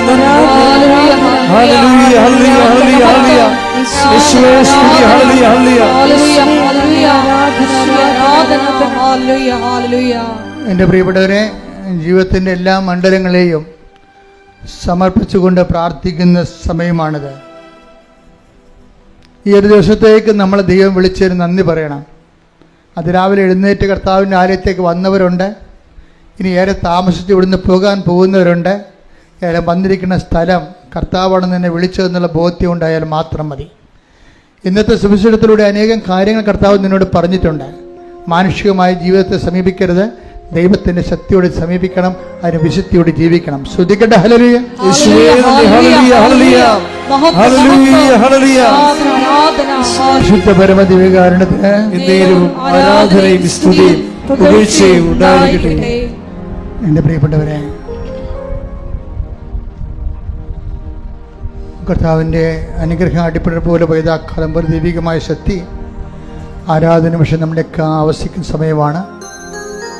ഇവിടെ തീർത്ഥാടനത്തിലുള്ളവരും അകലെ ഉടമ്പടിയിൽ ഓൺലൈനിലുള്ളവരും ജാഗ്രതയോടെ ഈ ആരാധനയെ പങ്കെടുക്കേണ്ടതാണ്. കൈകളെ ഇടതുനെഞ്ചിൽ വെച്ചിട്ട് വലത് കരം വലത് കരങ്ങൾ ശിരസിൽ വെച്ചുകൊണ്ട് നമുക്ക് സൗഖ്യത്തിനായി പ്രാർത്ഥിക്കാം. വിവിധങ്ങളായ രോഗങ്ങൾ, ഇതൊരു അസുലഭമായൊരു സമയമാണ്. കർത്താവ് എന്നോട് പറഞ്ഞതുപോലെ, എൻ്റെ മനസ്സിൽ തോന്നിച്ചതുപോലെയാണ് നിന്നോട് ഞാൻ പറഞ്ഞിരിക്കുന്നത്. ഇടത് നെഞ്ചിലും വലത് കരം നിൻ്റെ ശിരസ്സിലും, നിൻ്റെ മുഴുവൻ ശരീരം, ഇവിടെയുള്ളവരും ഓൺലൈനിലുള്ളവരും ഈ സമയത്ത് ഏകാഗ്രതയോടെ പ്രാർത്ഥിക്കണം. നീ കർത്താവിൻ്റെ തിരുസന്നിധിയിലേക്ക് നീ വിളിക്കപ്പെട്ടിരിക്കുകയാണ്. അത് നീ സ്വന്തം ഇഷ്ടപ്രകാരം വന്നതല്ല, മറിച്ച് നിന്നോടുള്ള സ്നേഹത്താൽ നിന്റെ ദൈവം തൻ്റെ അടുത്തേക്ക് നിന്നെ വിളിച്ചതാണ്. പരിശുദ്ധ ദേവമാതാവിൻ്റെ മാധ്യസ്ഥത്തിലാണ് നിന്നെ വിളിച്ചിരിക്കുന്നത്. അതുകൊണ്ട് തന്നെ നിന്റെ വിഷയത്തിൻ്റെ മേലെ കണ്ണീരിന് പരിഹാരം ഉണ്ടാക്കാൻ പോകുന്ന ദൈവികമായ നിമിഷങ്ങളാണ്. ശ്രദ്ധിക്കേണ്ട ഹല്ലേലൂയ ഹല്ലേലൂയ. വീണ്ടും ശിരസിനെ കൈവെക്കുക, ഇടത് കൈ ഇടനെഞ്ച് വെക്കുക. കർത്താവിൻ്റെ അനുഗ്രഹം ചൊരിയുന്ന സമയമാണ്. അമ്മേ, പരിശുദ്ധ അമ്മേ, ദേവമാതാവേ, അമ്മയുടെ മധ്യസ്ഥത്തിൽ ഉടമ്പടി എടുത്ത മക്കള്, ഉടമ്പടി എടുക്കാൻ പോകുന്ന മക്കള്, ഉടമ്പടി ജീവിക്കുന്ന മക്കള്, കണ്ണുനീരോടെ കർത്താവിന്റെ ദിവസ ആരാധനയ്ക്ക് പ്രാർത്ഥിക്കുന്ന അമ്മേ, ഓരോ മകനെയും മകളെയും തൊടുന്നതിന് വേണ്ടി അവർക്ക് വേണ്ടി മധ്യസ്ഥം വഹിക്കണമേ. അടിപ്പട പോലെ വൈദാഘാതം പോലെ ദൈവികമായ ശക്തി ഈ നിമിഷം മക്കളിലേക്ക് ഇടിച്ചിറങ്ങട്ടെ. ആന്തരിക അവയവങ്ങള്, രോഗബാധിതമായ അവയവങ്ങള്, അവയവങ്ങള്, തലച്ചോറുകൾ, സൂക്ഷ്മ ഞരമ്പുകൾ, ബ്ലോക്ക് വന്നിരിക്കുന്ന അവസ്ഥകള്, അതുപോലെ തന്നെ ശ്വാസനാളങ്ങള്, അതുപോലെ തന്നെ തൊണ്ടകള്, സ്പോണ്ടിലോസിസ് രോഗങ്ങള്, അതുപോലെ തന്നെ കർത്താവ് തൈറോയ്ഡ് രോഗങ്ങള്, കർത്താവെ അങ്ങ് സ്പർശിക്കണമേ, കർത്താവെ അങ്ങ് സ്പർശിക്കണമേ. എല്ലാ രോഗികളെയും അങ്ങ് സ്പർശിക്കണമേ. ശ്രദ്ധിക്കട്ടെ.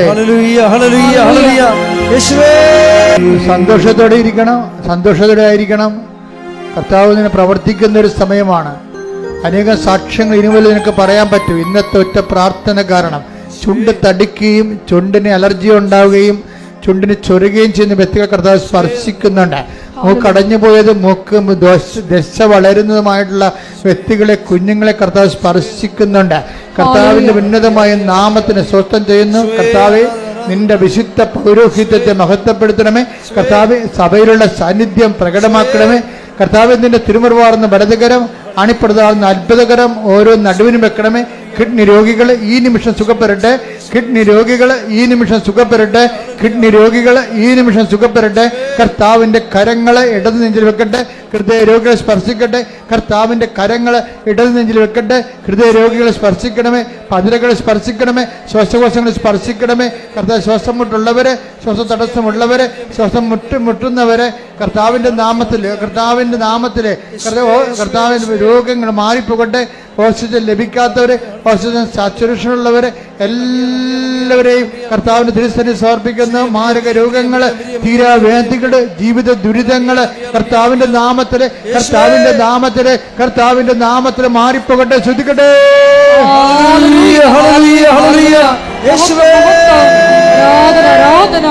ഇടത് കൈ വയറിൽ വെച്ചുകൊണ്ട്, വലത് കരം നടുവിൽ വെച്ചുകൊണ്ട് കർത്താവിന്റെ തിരുസേന സ്തുതിക്കട്ടെ. കർത്താവിന്റെ ഉന്നതമായ നാമത്തിന് സ്വസ്ഥം ചെയ്യുന്നു. സ്തുതിക്കട്ടെ. കർത്താവിന്റെ ഉന്നതമായ നാമത്തിന് സ്വസ്ഥം ചെയ്യുന്നു. ഉദര രോഗങ്ങൾ കർത്താവിന്റെ നാമത്തിലെ കർത്താവെ സ്പർശിച്ച് പ്രാർത്ഥിക്കുന്ന കർത്താവെ, നിന്റെ കരുണ മക്കളുടെ ചൊരിയണമേ. ഉദര രോഗങ്ങള്, ഗർഭാശയ രോഗങ്ങള്, മൂത്രാശയ രോഗങ്ങള്, കിഡ്നി രോഗങ്ങള്, കർത്താവ് മക്കളില്ലാത്തവര്, അണ്ടാശയ രോഗങ്ങള്, അണ്ടാശയത്തിൽ സിസ്റ്റ്, ഗർഭാശയത്തിൽ സിസ്റ്റ്, കർത്താവ് ഗർഭാശയം ചുരുങ്ങിപ്പോയവര്, ഗർഭാശയത്തിന്റെ ഭിത്തികള് നനുത്തതായിട്ടുള്ളത്, നേർമ്മയായിട്ടുള്ളത്, കുഞ്ഞുങ്ങൾ ഗർഭം ധരിക്കാൻ പറ്റാത്ത ഗർഭാശയങ്ങളെ സ്പർശിക്കണത് പ്രാർത്ഥിക്കുന്നു. അണ്ടബീജങ്ങൾ ഉൽപ്പാദിപ്പിക്കാൻ പറ്റാത്ത ദമ്പതിമാര് അവരെ സ്പർശിക്കണത് പ്രാർത്ഥിക്കുന്നു. എൻ്റെ കർത്താവിൻ്റെ ഉന്നതമായ നാമത്തിൽ, സഭയുടെ അധികാരത്തിൽ, കുരിശിന്റെ അടയാളത്തിൽ, ദൈവികമായ ശക്തിയാൽ മാരക രോഗങ്ങൾ, തീരാവേദികൾ യേശുവിന്റെ നാമത്തിൽ, യേശുവിന്റെ നാമത്തിൽ, യേശുവിന്റെ നാമത്തിൽ മാറിപ്പോകട്ടെ. ശ്രുതിയുടെ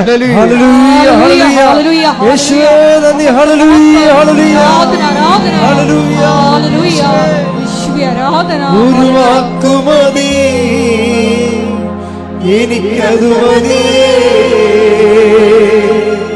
ഒരു വാക്കുമതി, എനിക്കതു മതി. എൻ്റെ പ്രിയപ്പെട്ടവരെ, കയ്യിൽ രണ്ട് നെഞ്ചത്ത് വെച്ചുകൊണ്ട് നിങ്ങളുടെ ഉടമ്പടി വെച്ചിരിക്കുന്ന അഭിഷേകത്തിൻ്റെ മേൽ ദൈവിക തീരുമാനം ഉണ്ടാകാൻ വേണ്ടി പ്രാർത്ഥിക്കേണ്ട സമയമാണ്. ഉടമ്പടി എടുത്തിട്ടില്ലാത്തവര് അവരുടെ ജീവിതാവസ്ഥകളെ ഇപ്പോൾ സമർപ്പിച്ച് പ്രാർത്ഥിക്കേണ്ടതാണ്. ജോലിയില്ലാത്തവര്, വീടില്ലാത്തവര്, വീട്ടിലേക്ക് വഴിയില്ലാത്തവര്, സർട്ടിഫിക്കറ്റുകളിൽ വിത്ത് ഹെൽഡായി പോയിട്ടുള്ളവര്, പരീക്ഷയ്ക്ക് ഒരുങ്ങുന്നവര്, പരീക്ഷ കഴിഞ്ഞവര്, തൊക്കൊന്ന് ഭീതിയുള്ളവര്, ജയിക്കാൻ വേണ്ടി കണ്ണീരോടെ പ്രാർത്ഥിക്കുന്നവര്, എല്ലാവരെയും വ്യത്യസ്തങ്ങളായ വിദേശ ജോലികൾക്ക് വേണ്ടിയുള്ള പരിശ്രമങ്ങളിലെ ഓരോരോ ഘട്ടങ്ങളിലെ ഹെൽഡപ്പായി പോയിട്ടുള്ളവരെ ഈ സമയത്ത് സമർപ്പിച്ച് പ്രാർത്ഥിക്കുന്ന, വീട്, ജോലി, സ്ഥലങ്ങൾ, സ്ഥലസമുദായ വിഷയങ്ങൾ, വിവാഹം, മക്കളില്ലാത്ത അവസ്ഥകൾ, എല്ലാ വിഷയങ്ങളും സമർപ്പിച്ചുകൊണ്ട് പ്രാർത്ഥിക്കട്ടെ. ഇട്ടുമുഴക്കുമ്പോൾ സ്തുതിക്കട്ടെ. ഹല്ലേലൂയ, ഹല്ലേലൂയ, ഹല്ലേലൂയ, ഹല്ലേലൂയ. യേശുവേ നന്ദി. ഹല്ലേലൂയ, ഹല്ലേലൂയ. ആരാധന, ആരാധന. ഹല്ലേലൂയ, ഹല്ലേലൂയ. യേശുവേ ആരാധന. യേശുവേ ഹല്ലേലൂയ, ഹല്ലേലൂയ. ഹല്ലേലൂയ, ഹല്ലേലൂയ, ഹല്ലേലൂയ. ആരാധന, ആരാധന. പരമദിവ്യകാരുണ്യത്തിന് നേരവും ആരാധനയും സ്തുതിയും പുകഴ്ചയും ഉണ്ടായിരിക്കട്ടെ. പരിശുദ്ധ പരമദിവ്യകാരുണ്യത്തിന് നേരവും ആരാധനയും സ്തുതിയും പുകഴ്ചയും ഉണ്ടായിരിക്കട്ടെ. മുട്ടേ നിൽക്കുക. മൗനമായി പ്രാർത്ഥിക്കേണ്ട സമയമാണ്. കർത്തൃസന്നിധിയിൽ മൗനമായി പ്രാർത്ഥിക്കുക. ഏതെങ്കിലും വിഷയങ്ങൾ പ്രത്യേകിച്ചുണ്ടെങ്കിൽ ഇപ്പോഴും പ്രാർത്ഥിക്കേണ്ട സമയമാണ്.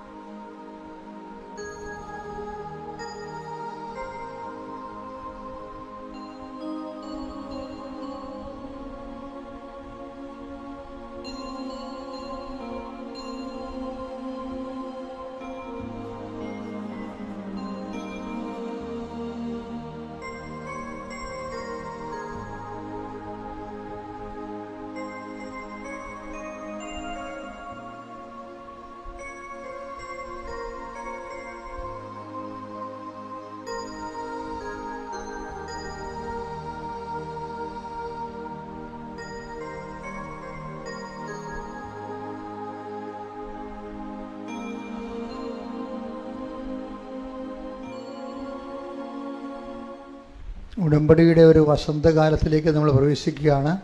തിങ്കളാഴ്ച സീറോ മലബാർ സഭയിലും ബുധനാഴ്ച ലത്തീൻ സഭയിലും ഓറിയൻ്റൽ ചർച്ചിൽ തിങ്കളാഴ്ച ഓറിയൻ്റഡ് പേഴ്സ് സഭകളിലെ തിങ്കളാഴ്ചയും ലത്തീൻ സഭയിൽ ബുധനാഴ്ചയുടെ നോൻപ് ആരംഭിക്കുക.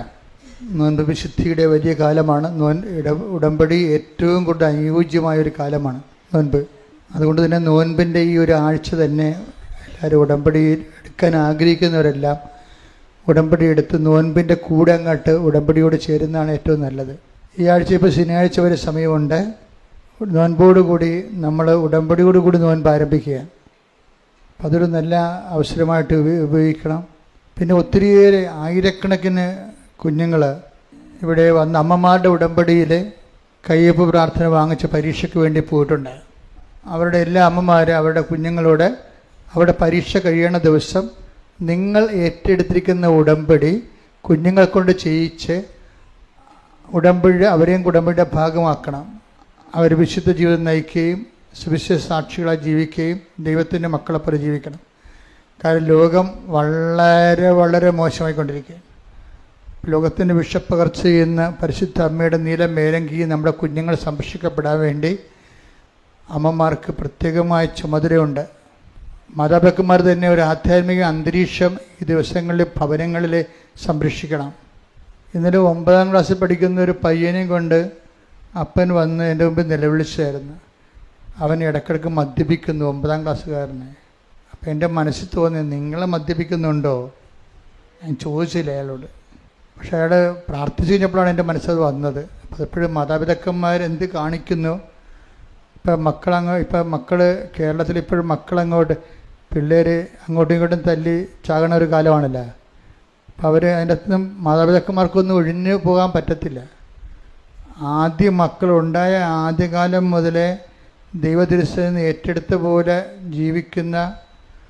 ജീവിപ്പിക്കുന്ന ഒത്തിരിയേറെ മക്കൾ, ആയിരക്കണക്കിന് മക്കൾ എൻ്റെ മുമ്പിലുണ്ട്.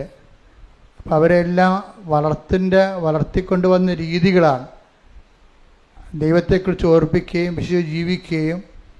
അവൻ്റെ പള്ളിക്ക് ഇപ്പം നിങ്ങൾക്കറിയാമല്ലോ, എല്ലാവരും ഇപ്പം നിങ്ങളുടെ മക്കളായാലും ശരി, ആരായാലും ശരി, ചില സമയത്ത് ചില വൈപരീത്യങ്ങൾ കാണിക്കും.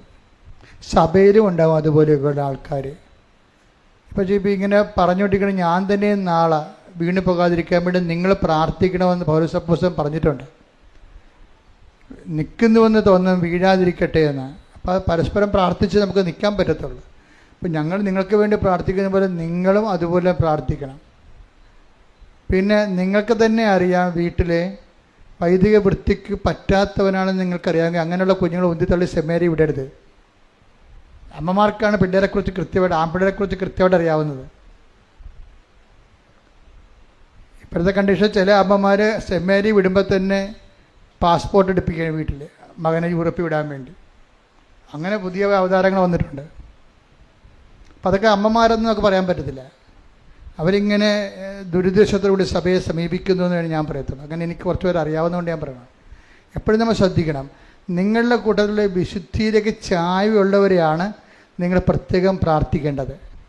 എന്നിട്ട് അവരെ ഈശോയ്ക്ക് കൊടുക്കണം. വിശുദ്ധിയിലേക്ക് ചായ്വുള്ളവരെ, അവരതൊരു വിശുദ്ധി ഒരു പ്രകൃതമാണ് ശരിക്കും. അതിനോട് സഹകരിച്ച് പോകണം നമ്മൾ. സഹകരിക്കാതെ മരണം വരെ മൽപ്പിടുത്തം നടത്തിയ ഒരാളെ, അങ്ങനെ മരണം വരെ മൽപ്പിടുത്തം നടത്തുന്ന ആളെ മൽപ്പിടുത്തം നടത്തിയെന്ന് പറയാനേ ഉള്ളൂ. സഭയ്ക്ക് വലിയ പ്രത്യേകിച്ച് ആത്മാക്കളുടെ വീണ്ടെടുപ്പിന് വല്ല പള്ളിപ്പണിയൊക്കെ ചെയ്യാൻ പറ്റും, സ്കൂളൊക്കെ പണിയാൻ പറ്റും, പക്ഷെ സഭയെ പണിയാൻ പറ്റത്തില്ല. സഭയെ പണിയണമെങ്കിൽ ആത്മാക്കളെ വീണ്ടെടുക്കണം. അതിന് കർത്താവിൻ്റെ തിരിച്ചുവരെ ഓർത്തുകൊണ്ട് കണ്ണീരിടാൻ പറ്റിയവരും അതിൻ്റെ പേരിൽ വിശുദ്ധി കീപ്പ് ചെയ്യാൻ പറ്റുന്ന ആൾക്കാരും അതൊരു വലിയ ആന്തരിക അഭിഷേകമാണ് ശരിക്കും. അതിന് 2ാം പൗരോഹിത്യം എന്നാണ് പറയണത്. അപ്പം അതെപ്പോഴും അപ്പം അങ്ങനെയുള്ള കുഞ്ഞുങ്ങൾ ജനിക്കാൻ വേണ്ടി പ്രാർത്ഥിക്കണം. യൂറോപ്പ് തോറ്റിടത്ത് നമുക്ക് ജയിക്കണം. എന്താ കാരണം വെച്ചാൽ നമ്മൾക്കും അപ്പോസ്തലിക പാരമ്പര്യമുള്ള സഭയാണ്. അപ്പം അതുകൊണ്ട് തന്നെ ഇന്നത്തെ ഈ കാലത്തെ അപ്പന്മാരുടെ ഉത്തരവാദിത്വം, നിങ്ങളെ വേറെ ഭാരിച്ച പണിയൊന്നും ചെയ്തില്ലെങ്കിലും നിങ്ങൾക്ക് രക്തത്തിൽ പിറന്ന കുഞ്ഞുങ്ങളെ കർത്താവിൻ്റെ കൃപയെ നിലനിർത്താൻ കഴിഞ്ഞാൽ അത് മതി. അവിടെ കാര്യം നോക്കാൻ പിന്നെ കർത്താവ് ഉണ്ടാവും. അപ്പം അതുകൊണ്ട് തന്നെ ഈ ഒരു വിഷയത്തിൽ ഇന്ന് പല അമ്മമാരും മക്കളെ പെറ്റിയിടുന്നതിൻ്റെ ഉദ്ദേശം ദൈവത്തിന് എങ്ങനെ കൊടുക്കരുതെന്നാണ് അവർ പറയണത്.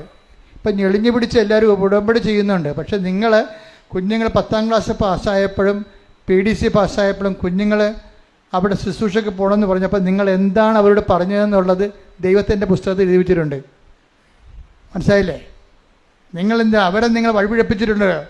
ശുശ്രൂഷകളിൽ നിന്ന് കർത്താവിൻ്റെ ശുശ്രൂഷ ചെയ്യാമെന്ന് പറയുമ്പോൾ അമ്മമാർ വഴിപിഴപ്പിച്ചവരുണ്ട്. എന്താണ്, നീ അപ്പന് കടവാണ്, 10 പൈസ ഉണ്ടാക്കണം, നീ അതിന് പോയി ഇതിന് പോയി എന്നൊക്കെ പറയും. നിങ്ങളോട് ഇങ്ങോട്ട് ആരെങ്കിലും ഒരു മകനോ മകളോ പറഞ്ഞാൽ, എൻ്റെ മകനെ ഒരു കാരണവശാലും, നിങ്ങൾക്ക് ദൈവഭയം ഉണ്ടെങ്കിൽ ഒരു കാരണവശാലും നിങ്ങൾ തടഞ്ഞു നിൽക്കരുത്. അപ്പം നിങ്ങളുടനെ അവർക്ക് അങ്ങനെ ചെയ്ത് ഇവരിങ്ങനെ പോയി അവരെക്കുറിച്ച് അങ്ങനെ കേൾക്കണം, ഇങ്ങനെ പിശാചിൻ്റെ വേദോപദേശം കൊടുത്തിട്ട് ഉള്ളവന്. നിങ്ങൾക്കറിയാവില്ല, സഭയിൽ ഒരാൾ ഒന്ന് പുത്തൻ അഭിഷേകം സ്വീകരിച്ചാൽ മതി, 1000 കർത്താവിന് വേണ്ടി വീണ്ടെടുക്കപ്പെടും, ഒരു സംശയമില്ല. അപ്പം അതുകൊണ്ട് അങ്ങനെ വിശുദ്ധമുള്ള പുണ്യപ്പെട്ട അച്ഛന്മാരെ കാണുമ്പോഴും, പുണ്യപ്പെട്ട അച്ഛന്മാർ ഉള്ള അച്ഛന്മാരെല്ലാം വേണ്ടി പ്രാർത്ഥിക്കണം, എല്ലാവർക്കും വേണ്ടി പ്രാർത്ഥിക്കണം, എല്ലാവർക്കും വേണ്ടി. നിങ്ങൾ വിശുദ്ധിയോട് ചെന്ന് അച്ഛന്മാരെ സമീപിക്കുകയും സംസാരിക്കുകയും ചെയ്യുമ്പോൾ അവർക്ക് വേണ്ടി പ്രാർത്ഥിക്കണം എന്നവരൊക്കെ പറയുമ്പോൾ തന്നെ ആ അച്ഛന്മാർക്കും സിസ്റ്റേഴ്സിനും ഒരു ബലം കിട്ടും. കാര്യം എന്താണ്, അവർ റിസ്ക് എടുത്ത് കർത്താവിൻ്റെ മുമ്പിൽ ഫുൾ ടൈം നിൽക്കുന്ന ആൾക്കാരാണ്. അപ്പം അതുകൊണ്ട് തന്നെ അവർ ദൈവത്തിൻ്റെ ബലം നിൽക്കുകയും, അതുകൊണ്ട് ദൈവവിളിയുടെ ഒരു കാലമാണ്. ആർക്കെങ്കിലും കൃപാസനത്തിനോട് ചേർന്ന് പ്രവർത്തിക്കണമെന്ന് തോന്നുന്നുണ്ടെങ്കിൽ ഇവിടെ വന്നും മാസങ്ങളോ വർഷങ്ങളോ നിന്ന് പ്രാർത്ഥിക്കാനും പ്രവർത്തിക്കാനുള്ള സൗകര്യമുണ്ട്. പക്ഷെ നല്ല വിദ്യാഭ്യാസം ഉണ്ടാകണം, പിന്നെ ഒത്തിരി പ്രായമൊന്നും ഉണ്ടാകരുത്, അത്രയേ ഉള്ളൂ. കാരണം അവർക്ക് പ്രവർത്തിക്കണമല്ലോ. അപ്പം അതുകൊണ്ട് അങ്ങനെ നിങ്ങൾ ശ്രമിക്കാവുന്ന, നിങ്ങൾക്ക് അതിൻ്റെ വിളി മാതാവ് തന്നിട്ടുണ്ടെങ്കിൽ. അപ്പോൾ നല്ലൊരു കാലമാണ് വരണത്, ദൈവത്തിൻ്റെ കൃപ. എൻ്റെ മക്കളെ എന്താ അച്ഛൻ ഇങ്ങനെ പറഞ്ഞതെന്ന് വെച്ച് കഴിഞ്ഞാൽ, അപമാതാവിനെ നേരെ കണ്ട ആളാണ് ഞാൻ. അപ്പം വിശ്വാസത്തിൽ എന്തിലാണ് നമ്മൾ അഭയം പ്രാപിച്ചിരിക്കുന്നത് നമുക്കറിയാം. അപ്പം നിങ്ങൾ ഇടയ്ക്ക് ഇങ്ങനെ ചഞ്ചരിപ്പ് കാണിക്കേണ്ട ഒരു കാര്യവുമില്ല. ഇതിൻ്റെ അകത്ത് ഉടമ്പടിയിലാണെങ്കിൽ വാരിക്കോരി പ്രസൻസും സുഗന്ധാഭിഷേകവും മഴവില്ലും അമ്മയുടെ സാന്നിധ്യവും സൗഖ്യവും വിടുതലും, എവിടെയാണ് നീ പോണത് അവിടെ എല്ലാം അമ്മ കൂടെ നിൽക്കുകയല്ലേ. എന്നിട്ട് എന്തുകൊണ്ട് നിനക്ക് ദൈവത്തിന് വേണ്ടി ജീവിക്കാൻ പറ്റണില്ല? അത് കടമായി മാറത്തില്ല ദൈവത്തിൻ്റെ സന്നിധിയിൽ. ഇത് നോൻപായത് കൊണ്ടാണ് ഞാൻ ഇങ്ങനെയൊക്കെ പറയണത്. നോൻപ് കാലം പ്രത്യേകം ശ്രദ്ധിക്കുക. നോൻപിൽ നീ ഒരു അരുവി എടുത്താൽ നോൻപ് കഴിഞ്ഞും അരുവി നിൽക്കും. എല്ലാ ശുശ്രൂഷകർക്ക് വേണ്ടി പ്രാർത്ഥിക്കണം. ആത്മാക്കളെ വീണ്ടെടുക്കാൻ പറ്റിയ സഭാ സംവിധാനങ്ങൾക്ക് വേണ്ടി പ്രാർത്ഥിക്കണം. സഭാ സംവിധാനങ്ങൾ ആത്മാക്കളുടെ വീണ്ടെടുപ്പിനും വളർച്ചയ്ക്കും വേണ്ടി പരിശ്രമിക്കുന്ന എല്ലാവർക്കും വേണ്ടി പ്രാർത്ഥിക്കണം നിങ്ങൾ.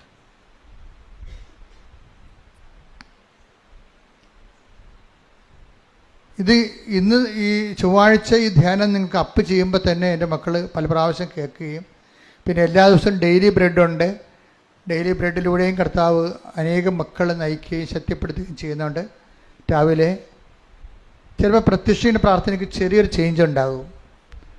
സഭ അത് പഠനം ഏറ്റെടുക്കുന്ന ഒരു സ്ഥിതിക്ക് ചേഞ്ച് ചെയ്യാൻ എന്നോട് പറഞ്ഞിട്ടുണ്ട്.